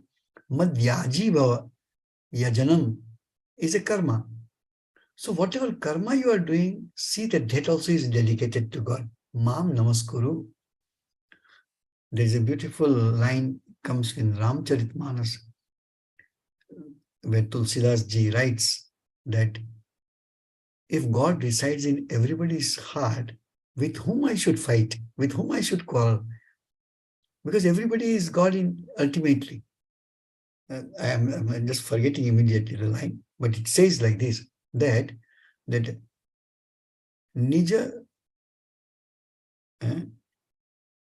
निज प्रभुमय देख ही जगत यही सन करहि विरोध. With whom I should go opposition when the same Lord is residing in everybody's heart. So here he says, Mame Vaishyasi Satyam Te. What I'm going to tell you or what I'm telling you is the supreme truth. Pratijane, believe it. And if you do that, you become so dearer to me. There is a separate list of shlokas where Sri Krishna clearly says, who is dearer to me? I think it comes in 12th chapter. So you see those shlokas, how I can be dearer to God. You love God is very good. How blessed you will be when God will love you. And whom God loves, there is a characteristics. So we are supposed to inculcate those qualities so that God loves us. And one of the most famous sloka of Bhagavad Gita comes in the 18th chapter. Sarva dharman parityajya mamekam sharanam vraja. Aham tva sarva papebhyo mokshayishyami. Mahashuchar. Such a profound, promising statement by God. If you go to Google, promises of God, all reference comes to other religions. It doesn't come to, because we have not intellectually put forward. These shlokas like promises of God in Bhagavad Gita. This is one of the shlokas which God gives you a promise. What is that? Sarva dharman parityajya. People interpret here sometimes by mistake, dharma as a religion. No. You are born with certain nature. You are born with certain instinct. You are born with certain attitude. All this you divert it towards God. Sarva dharman. What is your dharma? Oh, my dharma is Hinduism. No. My dharma is to be a human. To be a human being. Manava dharma. Manavas can have any spiritual path, Hindu, Muslim, Christian. These are different dharmas. What is the dharma of water? To flow downward. Any water anywhere in the world will flow downward because that is water's dharma. So all these peculiarities, all these dharmas, all this part of your nature, renounce it. Go away from that. It's okay. I have to be what I am. But all my bhavas, all my attitudes, all my tendencies and instinct, I have to divert it towards God. Mam ekam sharanam vraja. Come to me only. Now here don't interpret in a narrow way. Oh, it is said by Krishna, so renounce every religion, every prophet, only come to Krishna. No, that's a very narrow interpretation. It is not only when Krishna says me or mine, he identifies himself with the divinity, not the Devaki Putra Krishna. Mamekam, you, whichever form of God, whichever religion, whichever divine way, you have to be dedicated to that. Aham tva sarva papebhyo mokshayishyami. I will make you free from all negativities and sins. Mahashucha, don't worry. Such a big promise is given to us that we must be, as I was telling other day, that our life should be God-centered life, not God-flavored life. There is a flavor of spirituality in my life. I do so many things, but sometimes I go to temple also. I do some charity also. I take some name of God also. No, it is not God-flavored life. It is God-centered life. Until your life becomes God-centered, all the promises given by Lord may not be that much applicable or manifested in your life. So there is one shloka which many people feel little controversial, but we have to understand in a proper spirit, then it is not. See the slok number 67. Idam te na atapaskaya. Don't tell this Bhagavad Gita who is not doing tapasya. If you don't have a purpose of taking pain and progress in spiritual life, if your goal is not there, still you read Bhagavad Gita, no issue. You can become a scholar of Bhagavad Gita. To memorize Bhagavad Gita is very good. To understand the slokas is better than memorizing. To understand and practice those is far, far better than other two. So here he says, one who is not ready to do austerities, who is not ready to take trouble for his or her spiritual progress. Don't waste your time in telling Bhagavad Gita, oh, we should do this, we should do this. No, because he or she doesn't want to put. Sri Krishna says this. No, abhaktaya kadachana. Who is the bhakta? You decide. No, we don't decide. One who has respect. We say very, very, very basic thing I'm telling. If you do not have respect for the teachings of Bhagavad Gita, you will insult the Bhagavad Gita, you will humiliate or you will create doubts in the minds of others also about Bhagavad Gita. No. Any scripture we take of any religion, if you don't understand, don't criticize the scriptures. If you don't understand, say that I am not able to understand. Yesterday itself I was telling that with respectful you say, sorry, at this point of time, I'm not agreeable to this teaching. Maybe one more or some more time will go. I will become more matured and I will be able to appreciate the teachings of Bhagavad Gita. So they say many times that don't throw the golden net in a pond where there is no fish. The cost of net is much higher than the fish. So you don't scatter this knowledge. You don't give this to people who have no intention of improving their lives. Nacha asushrusave vachyam. One who is neither one who does not even render service, as well as who finds fault with the scripture. So these things, it is not prohibiting you from distributing or telling about Bhagavad Gita to people. Rather, we see from that point of view, even if you give Bhagavad Gita to me, even if you teach Bhagavad Gita to me, if I don't have tapasya in my life, if I am not devoted to Bhagavad Gita, if I am not able to serve the cause of Bhagavad Gita, or I find fault with Bhagavad Gita, I won't be able to achieve the desired result of interacting with Bhagavad Gita. It is not that we should not give Bhagavad Gita to these people, but we must pressurize these 4 points. That Bhagavad Gita will be more applicable to me, Bhagavad Gita will be more effective on me, provided I am full of tapasya. What is tapasya? To austerity, to take hardship, to take trouble in studying Bhagavad Gita. Reading Bhagavad Gita is fine. You must study the Bhagavad Gita, sloka by sloka, concept by concept. Deep study of Bhagavad Gita is required. I was talking to some of you that you must have this is very good activities. Gita Jayanti is extremely very holy and helpful activities. Make a small group or a big group, whoever comes voluntarily, who want to study Bhagavad Gita, meaning of the Bhagavad Gita from spiritual point of view. You must have that solid group who are ready to make Bhagavad Gita part of his or her life. Not only occasionally doing something, but Bhagavad Gita is the book for me. That group we need to form and we will discuss from intellectual and spiritual point of view. So this is the 4 requisite to appreciate Bhagavad Gita. One, that you must have desire to undertake austerities, trouble, time giving. You must be emotionally and devotedly have faith in Bhagavad Gita that this is the book for me, then you will be able to get more.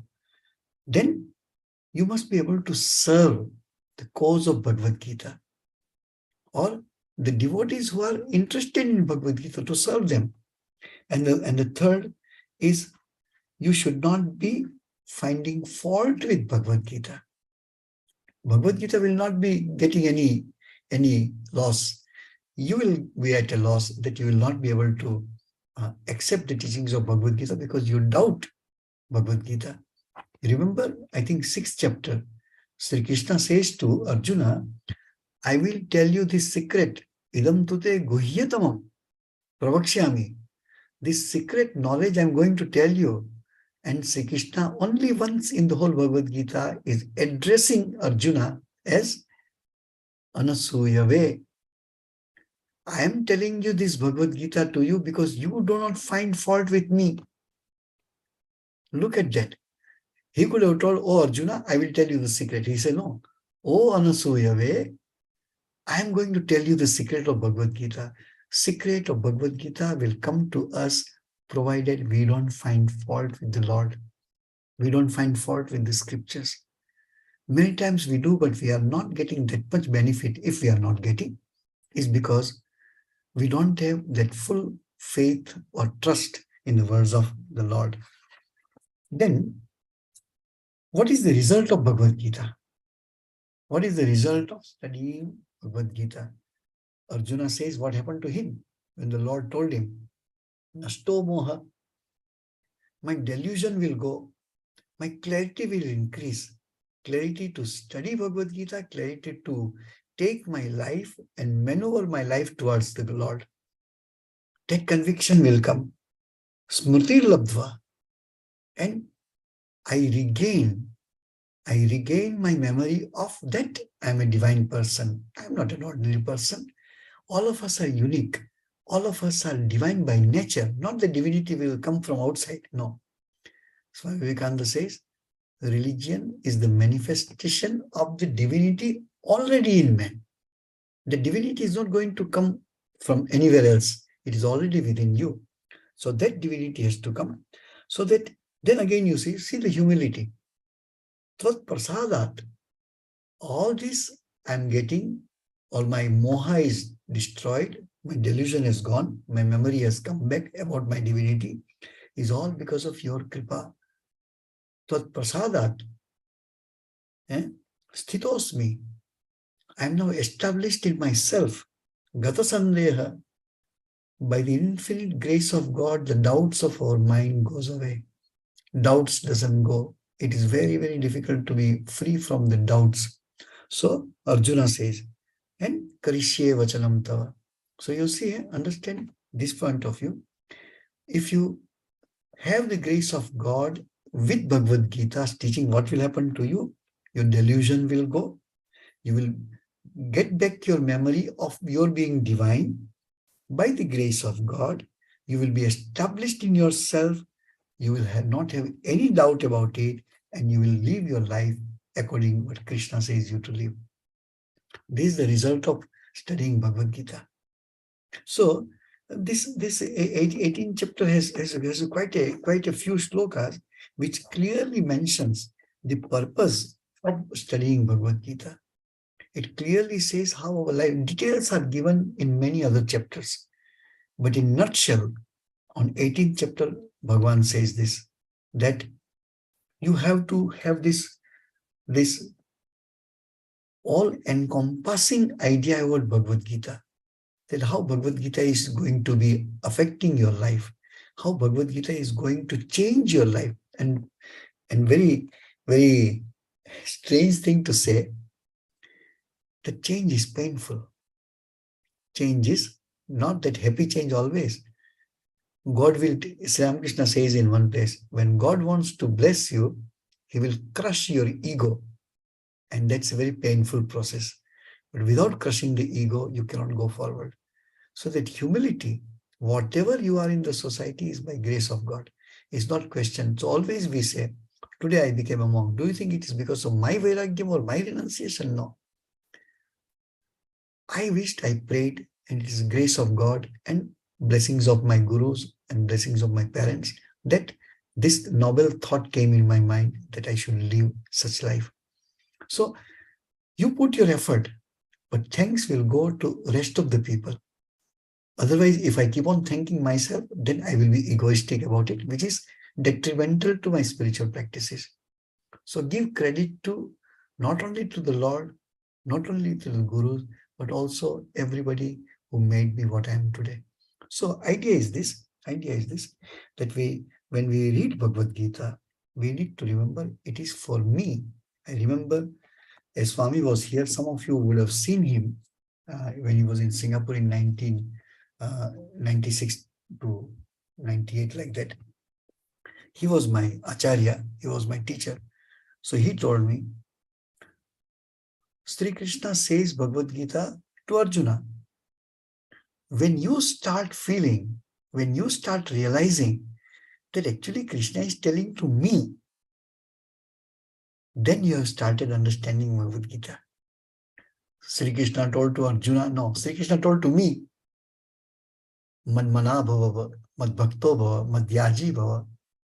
So these teachings of Bhagavad Gita through Arjuna, when we start realizing that Sri Krishna is telling me, by infinite grace, Sri Krishna created this Bhagavad Gita for me, for Samachittananda. That realization has to come. It is not for me to give lectures. It is not for me to become scholar. It is to improve my life so that I can be one step closer to Lord. So that's the whole purpose of not only Bhagavad Gita, also of the 18th chapter.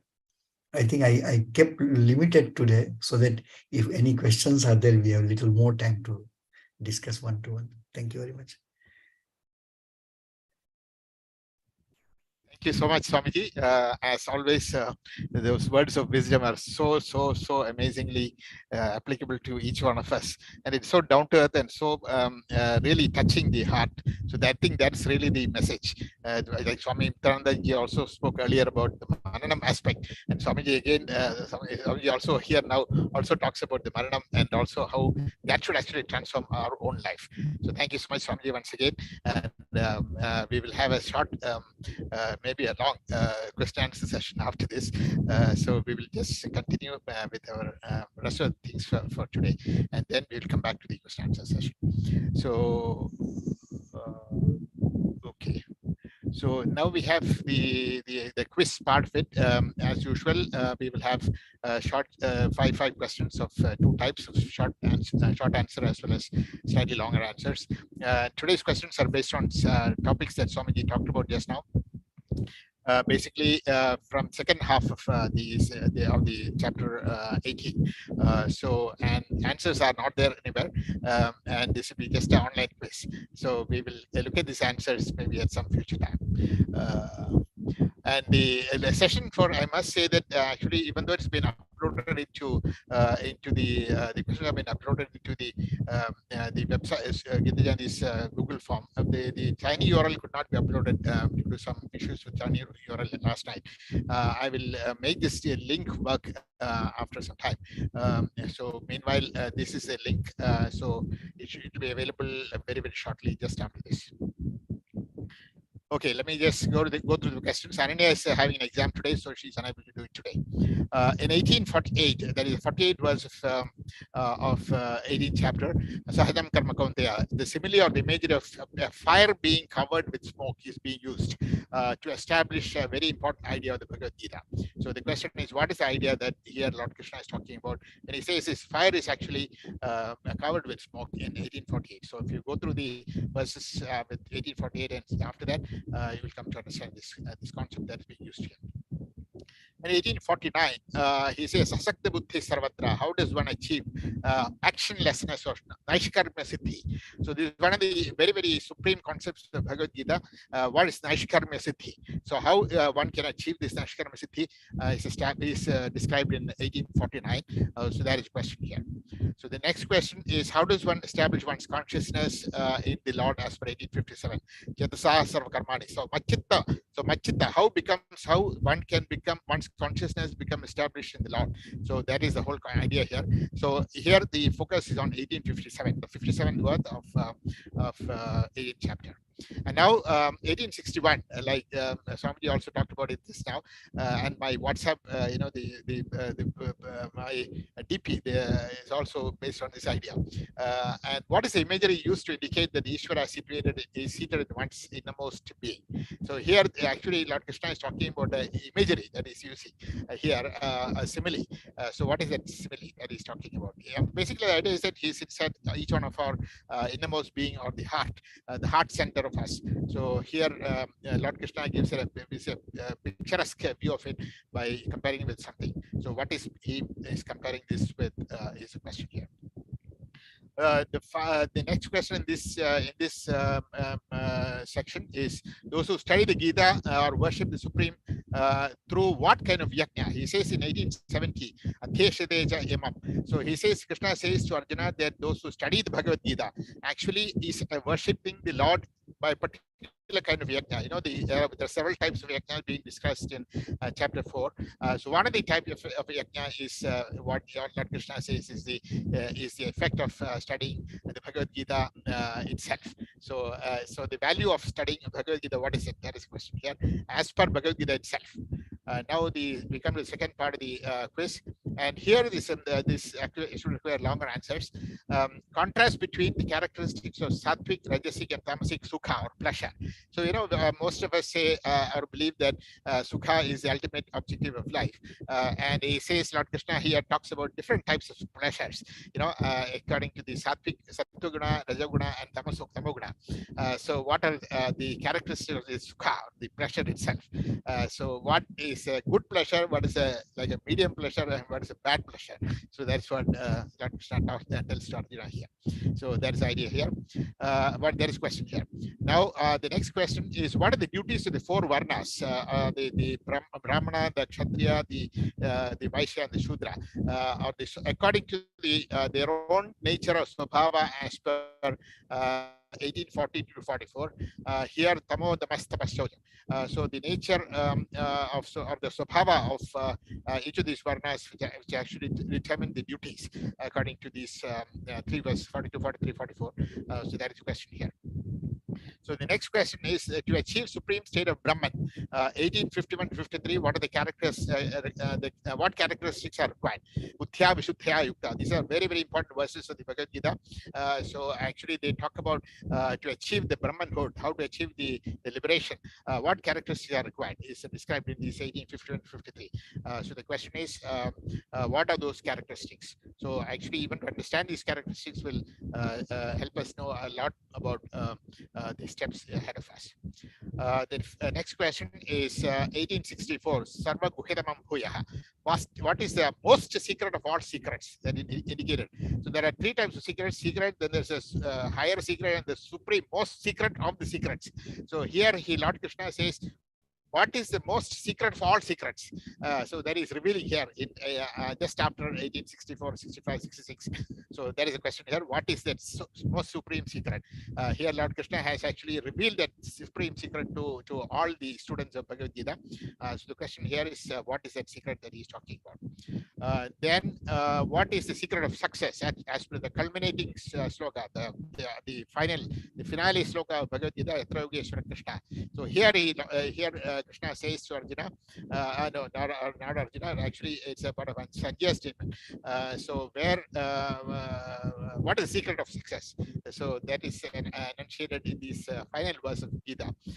This can be taken as the way that for success, how success can be achieved. So there are 2 ingredients are actually mentioned here. So the question here is, what are those 2 ingredients? So I will again repeat the thing here.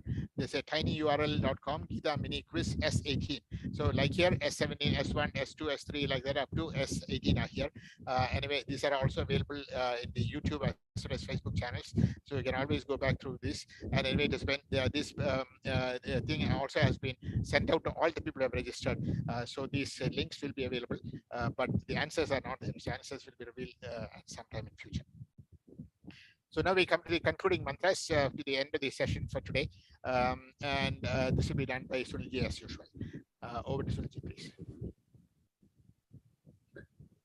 Om Namo Bhagavate Vasudevaya Dhanvantaramurtaye Amritakalashahastaya Sarvamaya Vinashanaya Trailokyanataya Mahavishnave Swaha. Om Achyutaya Namaha. Om Anantaya Namaha. Om Govindaya Namaha. Om Achyutaya Namaha. Om Anantaya Namaha. Om Govindaya Namaha. Om Achyutaya Namaha. Om Anantaya Namaha. Om Govindaya Namaha. Om Vasudeva Sutam Devam Kamsachanuramardanam Devaki Paramanandam Krishnam Bante Jagadgurum Loka Samasta Sukhino Bhavantu Loka Samasta Sukhino Bhavantu Loka Samasta Sukhino Bhavantu Kayena Vacha Manasendriyerva Buddhyatmana va Prakrute Swabhava Karomi Yadyat Sakalam Parasmai Narayaneti Samarpayami. Om Purnamada Purnamidam Purna Purnamudachyate Purnasya Purnamataya Purnameva Vashishyate. Om Shanti Shanti Shanti. Hare Om Tat Sat. Shri Guru Bhyo Namaha. Hare Om.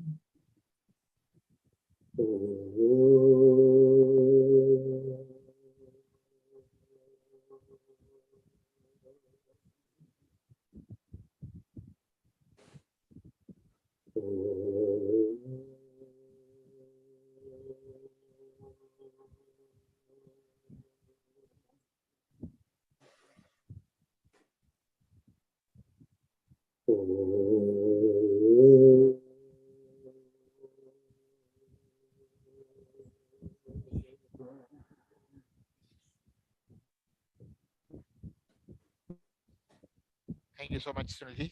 So those wonderful verses. Now we come to the final announcements for today. So the concluding events of Gita Jayanti for this year are actually given here. So we have the Likhita Gita Samarpan program, which is a new initiative of the Bhagavad Gita Jayanti, where people can actually write the Gita in your own hands, in your own preferred script, any local languages, and it should also be then it can be some upcoming Mokshada Ekadashi Gita Parayan.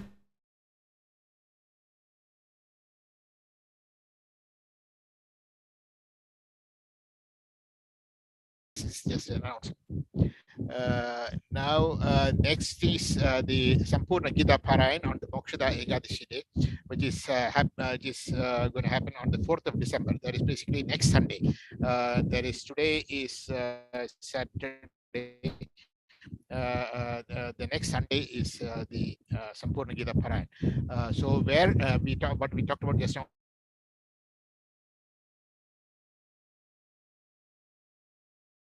At the Sampurna Gita Parayan, and the vibrations of all the mass chanting of maybe a few hundred people is expected will be there, so that you can take back the book and it becomes your version of the Bhagavad Gita.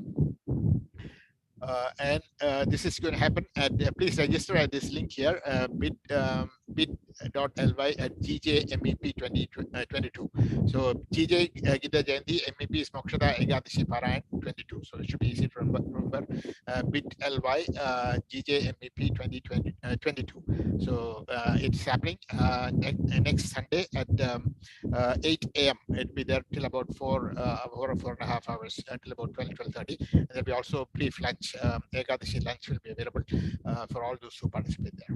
So please do come and participate in this mass chanting. We would like to get 500 people to chant. So please do come.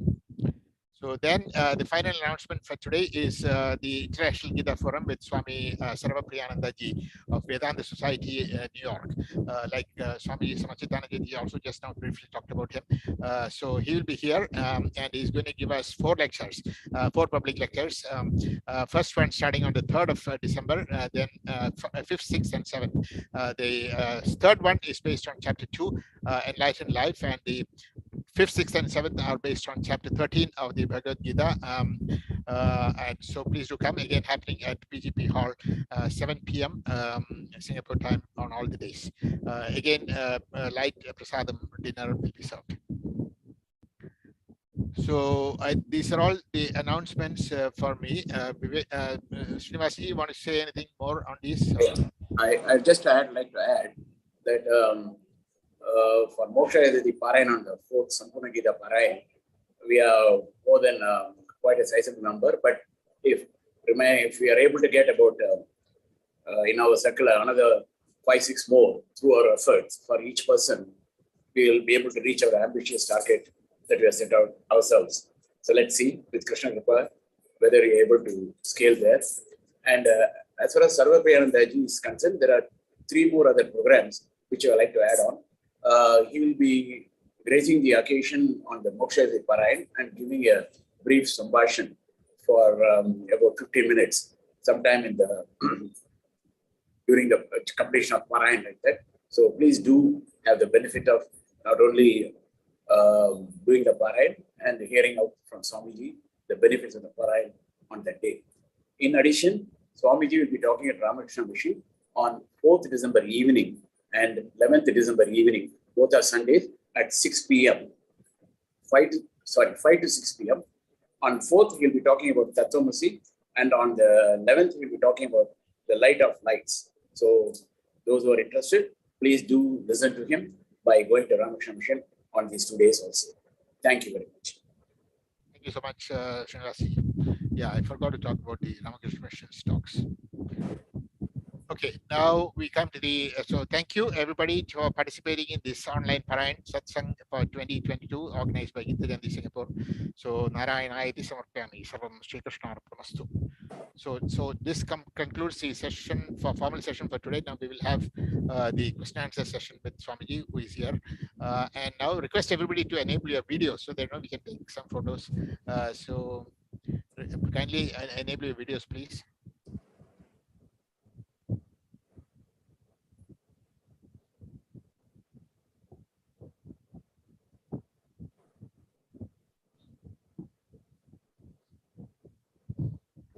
Request everybody to enable your videos.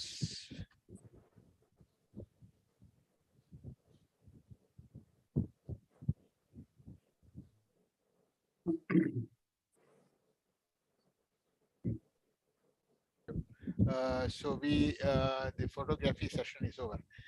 Now we can ask the questions to Swamiji. So anyone with a question to Swamiji, please do go ahead. Yeah, I just want to add one more, Krishnamaji, with your kind permission. We'll also like to thank all our speakers during the Gita Parayan session on all the 18 sessions, including our Puja Swamiji today, who has been kind enough to join for 3 sessions during this 18 session Parayan. Especially today, when he has been very busy with some other engagements, he wrangled himself to come and join us, deliver his bhashan. Thank you very much, Swamiji. And we thank all of the speakers who have contributed for the Satsang. Thank you very much. Yeah, I was going to say that at the end of the talk. Yeah, at the end of the session, yeah. Any other questions to Swamiji for today? Swamiji, okay, I will start off. Swamiji said about this, this Arjuna tells Krishna, he says, Nashto Moha, what are the exact words? Yeah, Nashto Moha Smritirlabdha Tat Prasadan Mayachuda. So this verse is a little bit dubious, because Arjuna actually tells the same thing much earlier. In chapter 11 also he says the same thing. Yatto yaktam majastvena mohoyam vigato mama. He says the same thing. So and actually even verse is that he at the beginning of much after the Gita and the winning of the war and everything, he at the beginning of Anugita, Arjuna again tells Krishna that I forgot everything that you told me, and can you tell me the Bhagavad Gita again? So this idea of believing that I have my illusions are lost itself is highly dubious. So what would you like to say about this, Swamiji? I think when you consider two parts of our scriptures, one is a story part and one is the knowledge part. Okay, so Krishna is giving this knowledge to Arjuna. Again, Arjuna represents all of us in a way, because he became the medium to receive that knowledge from Krishna, and then because of that it came to us now. So the human side of Arjuna is depicted here. I spoke for half an hour. Tomorrow you ask the devotees who are present, oh, Maharaj Swamiji spoke very well. What he spoke now, that I don't know. This is very, because our retention power is not always. And think of this, if somebody right in the middle of the battlefield tells you such a 700 slokas, and he was a giant, he was a maybe intellectual, he was a pandit, everything okay. But I think that the human side is told that we need to do this Parayana, we need to read Bhagavad Gita again and again. That there is one significance. Even if you say you have understood, second time when you study, you will understand it better. Not because Bhagavad Gita gives you something more, because you have changed, you have evolved. So your understanding of Bhagavad Gita becomes better. So religious books are not like novels which people read. Religious books are to be Parayana. Religious Parayana doesn't mean once. Until it is more than two, there is no Parayana. Otherwise, it is a one-time reading. So when you say Parayana is a continuous and repetitive action. So I think we don't doubt whether Arjuna was capable to understand or not. But I think this human side is put through the story that even Arjuna can forget. So it is better that you repeat study of Bhagavad Gita regularly. I think that is positively I want to take it. Not that Arjuna was not capable and he didn't remember. No, it's not that. It is for us to understand even the most capable person like Arjuna also become deluded. So it is required that you do regular study and Parayana of Bhagavad Gita and keep on remind yourself that this is the ideal, this is what I should be doing, this is what I should be doing. I think that is my understanding of this dubiousness which you say about the story of Bhagavad Gita, that Arjuna, even if he says, Nashto Moha, 11th chapter also he says, again 18th chapter also he says, again he forgets. There is a beautiful example given by Sri Ramakrishna. He says, this Maya is terrible. And he says, go to the pond and you will find that green, what do you call it? Algae. This algae is there on the surface of the water. Those who have stayed in the village side, they know. You remove this algae and take bath, as if the water is very clear. Again, after some time, small waves will come and then algae will cover the surface again. That is how delusion takes place. When you read Bhagavad Gita, you see, oh, nobody is like me, I have my all doubts are clear. Now I can lead my life. Again, because of the effect of Maya, because of our being not that spiritual, could be, that we again get delusion. So this continuous cleaning, continuous polishing your mind with the help of Bhagavad Gita is required. I think that is a positive message I want to take.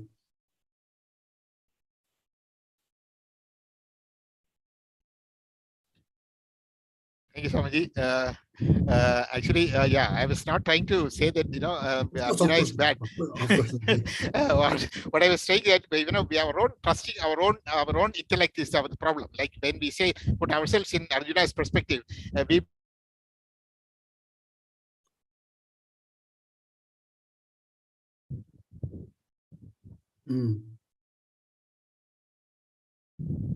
Anybody else has any other questions to Swamiji?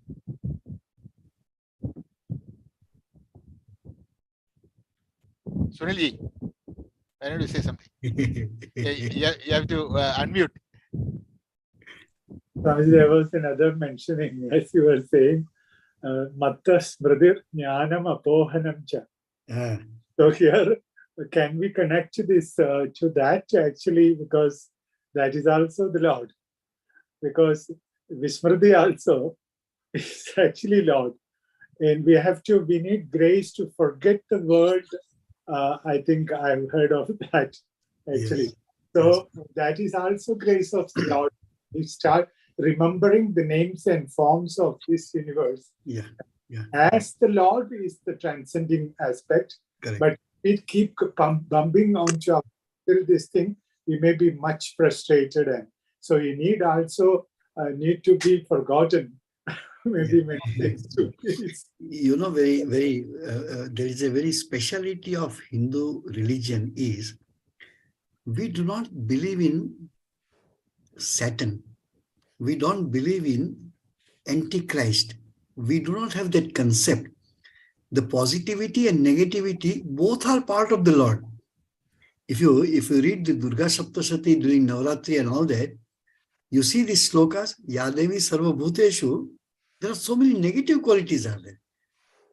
Yadevi Sarva Bhuteshu, even Tandra Rupena Sanstira, Nidra Rupena Sanstira. So whatever is in me, positive and negative, eventually it is God.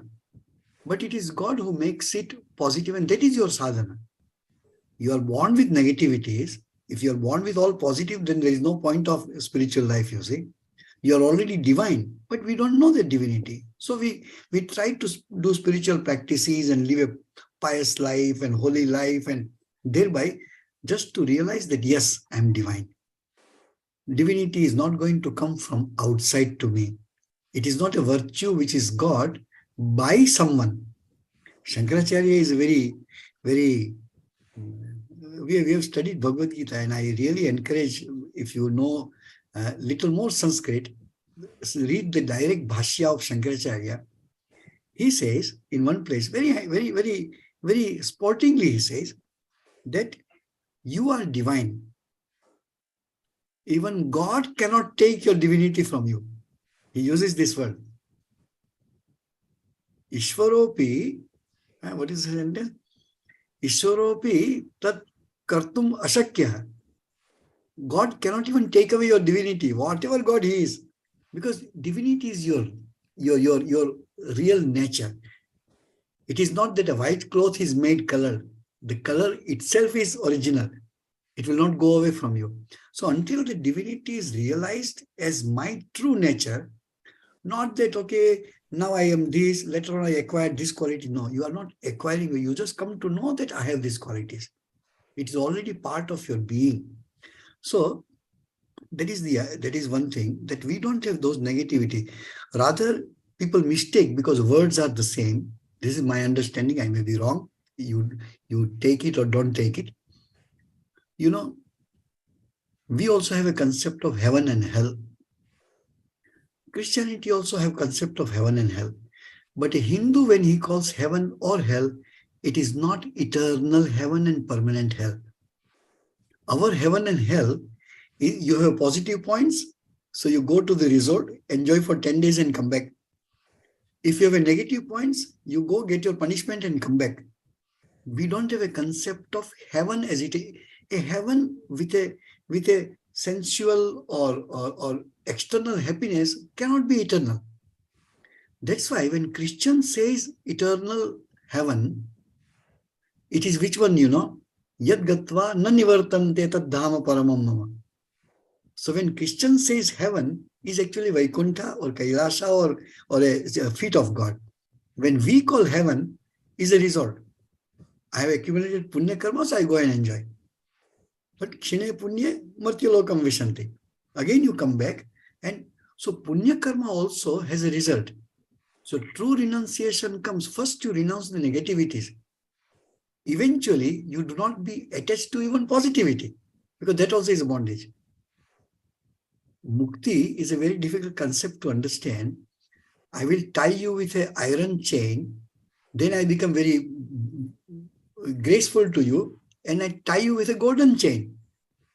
You say, Swamiji, whether it is gold or iron, I am bound. Freedom is also from the iron and freedom also from the gold.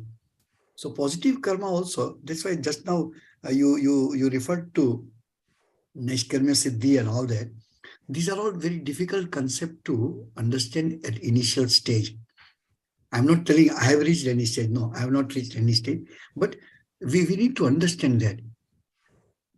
Karma you cannot renounce. Bhagavad Gita, Sri Krishna says 2 times at least, I remember. So what you renounce?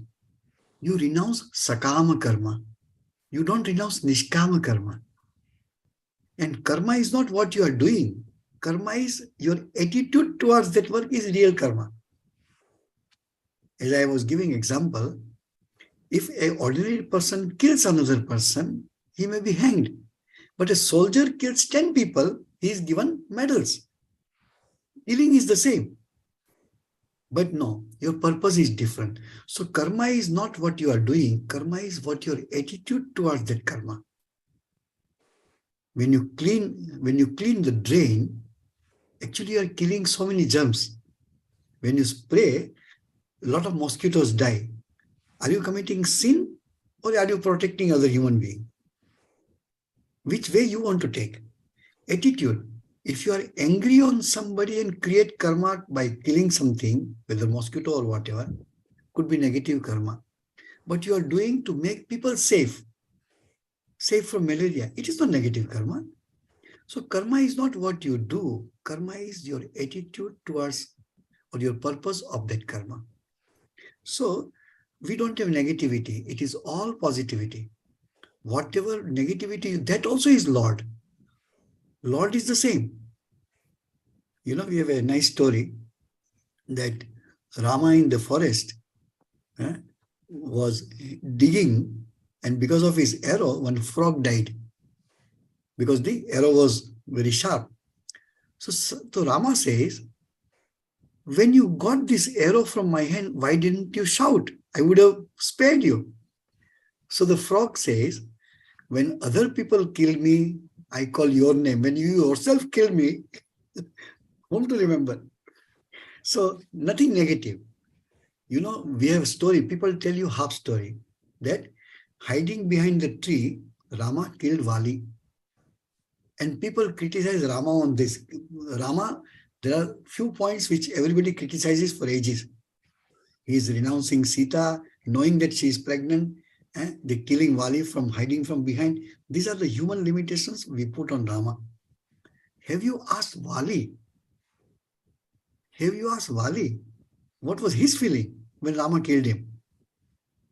He says, look at my good fortune. Janama janama muni jatan karahi. Births after birth, the rishis do tapasya to have a glimpse of Rama. And I am putting my head and dying, putting my head in the lap of Rama and dying. My punya karma is so much that Swayam Rama comes to me and releases me from this body. So, and in Hinduism or in our Purana stories, Sunilji knows better than me, that everybody who is killed by God or a goddess, Krishna or Rama or whichever god, this is not killing the demon, but it is the releasing the demon for the higher planes. That's why there are two words, Nasha and Vinasha. Nasha is finishing. Vinasha is a special type of finishing. Apparently he is killing, but actually he is lifting. Look at what Ravana says. When Ravana was killed, Ravana is taking the name of Rama. And he said, look at my fortune. The Lord himself came to take me away from this world. So these are very, very high kind of concept which stops us to think that there is negativity. In negativity, Ravana was a greater devotee, a faster way of reaching God by continuously thinking of God as my enemy. So it was a negative bhava, but he was the greatest devotee. Who was better than Ravana? He was a scholar, he was a Brahmin, he was a Karmakandi, he was everything. Look at the sportsman spirit. To kill Ravana, Rama had to do puja, yajna, and a Brahmana is required. The nearest Brahmana is Ravana. So Ravana comes, does puja for Rama to kill himself. These are Leela of God. These are Leela of God. One who is killed is not criticizing Rama, but we all criticizing Rama. So Hinduism is all about positivity and divinity of the soul. To realize that is the true religion. Remaining everything is in aid to that. They to keep on taking help of rituals and everything. In reality, the aim is to realize my divinity, that I am Atman, that I am one with truth. Thank you so much, Swamiji. Yeah, that is really amazing. Anybody else wants to ask any questions, Swamiji? For you, it is late. For me, it is morning, so I'm okay. Still, I think we can go until 1:30 here, our time, because today will be the last day. Another 10 minutes more we can spend. Swamiji, this we've been, all these Gita, we have this, concept of tapas, like you talked about earlier about tapas of the mind, tapas of the body, of the speech and everything. So this tapas essentially means one of friction, basically not following this heat. This heat is generated. But if you look at, Srimad Bhagavatam, it talks about rasanubhava. The Bhagavatam should be enjoyed. It's not really, there is no friction or there is no heat. Rasanubhava is there. So there's a difference between the bhakti as well as this jnana. No. I think when we say tapasya comes from tapa or a friction, is told from this point of view that you are going against your nature. You are swimming against the current. That's why it is called tapasya. To do austerity, to do hardship, if you want to climb the mountain, that is called tapasya, because you are putting so much extra effort to climb. The result is happiness. But that happiness comes provided you are ready to struggle. Those who do not want to do tapasya, Sri Krishna clearly told, idam te na atapaskaya. Those who are not ready to put extra effort to go higher, Bhagavad Gita will be useless for you, because you do not want to put effort. Comfortable, no sadhaka ever was comfortable in his life. Everybody faced that immense discomfort and pain and austerity, whether it is fasting, whether it is physical, or whether it is, purascharana, but you put extra effort. For example, I was really asking to Srinivasanji that how many people have agreed to write the whole Bhagavad Gita in their own handwriting. Why, this is tapasya. It doesn't come. For hours after hours, you have given time. That's why you could write it. So we all take tapasya. Nobody is free. All of us are doing a tapasya in our own way. But could be that on special occasions or with a special purpose, we can intensify our tapasya. Because all the rishis, all the sadhakas, all the saints, they all did tapasya, irrespective of religion even. This 22 years of wilderness in the life of Jesus Christ, he did tapasya. Whether it is written or not, he didn't become God-realized soul just by itself. He was divine. But as Ramakrishna did tapasya, as Chaitanya did tapasya, as all Mahapurushas did tapasya, tapasya is must. If atapaskaya, scriptures are not for atapaskaya. Those who are willing to put effort, do in your way. No need to break your body and mind. But take up this tapasya.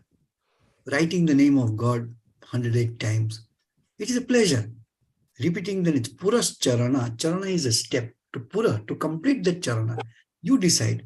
Today I will read on Mokshada Ekadashi the whole Bhagavad Gita. It takes 4 hours time. I don't mind.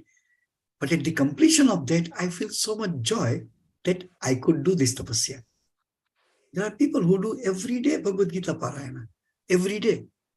It takes them sometimes 2 hours or something. But so do tapasya according to your capacity. Push envelope little more.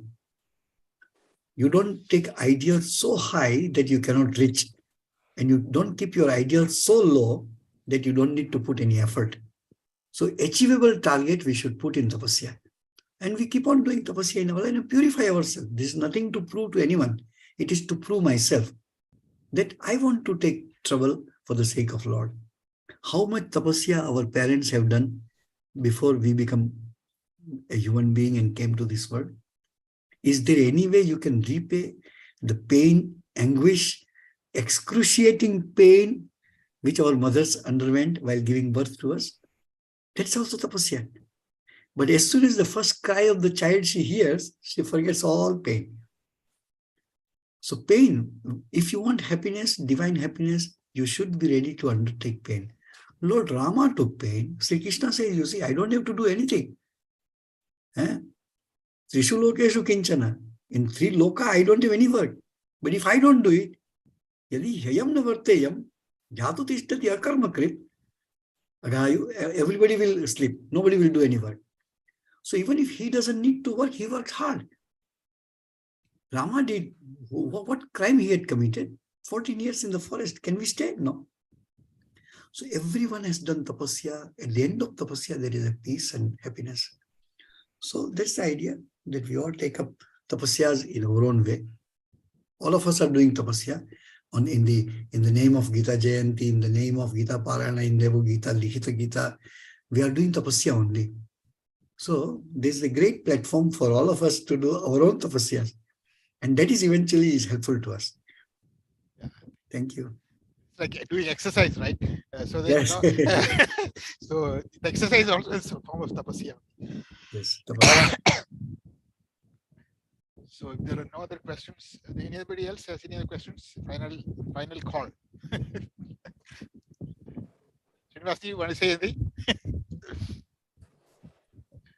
I can only thank. I'm not an expert to talk or anything, but I can only say thanks to Swamiji for his lucid explanations and always gives practical examples like tapasya. I think we are not heard like saying. So that way, I think that kind of practical examples brings us the message to us very clear. So next time, whenever I do anything, even my things, I'll remember that is the tapasya.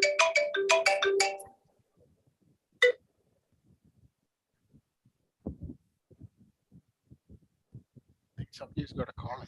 Yeah. Not mine.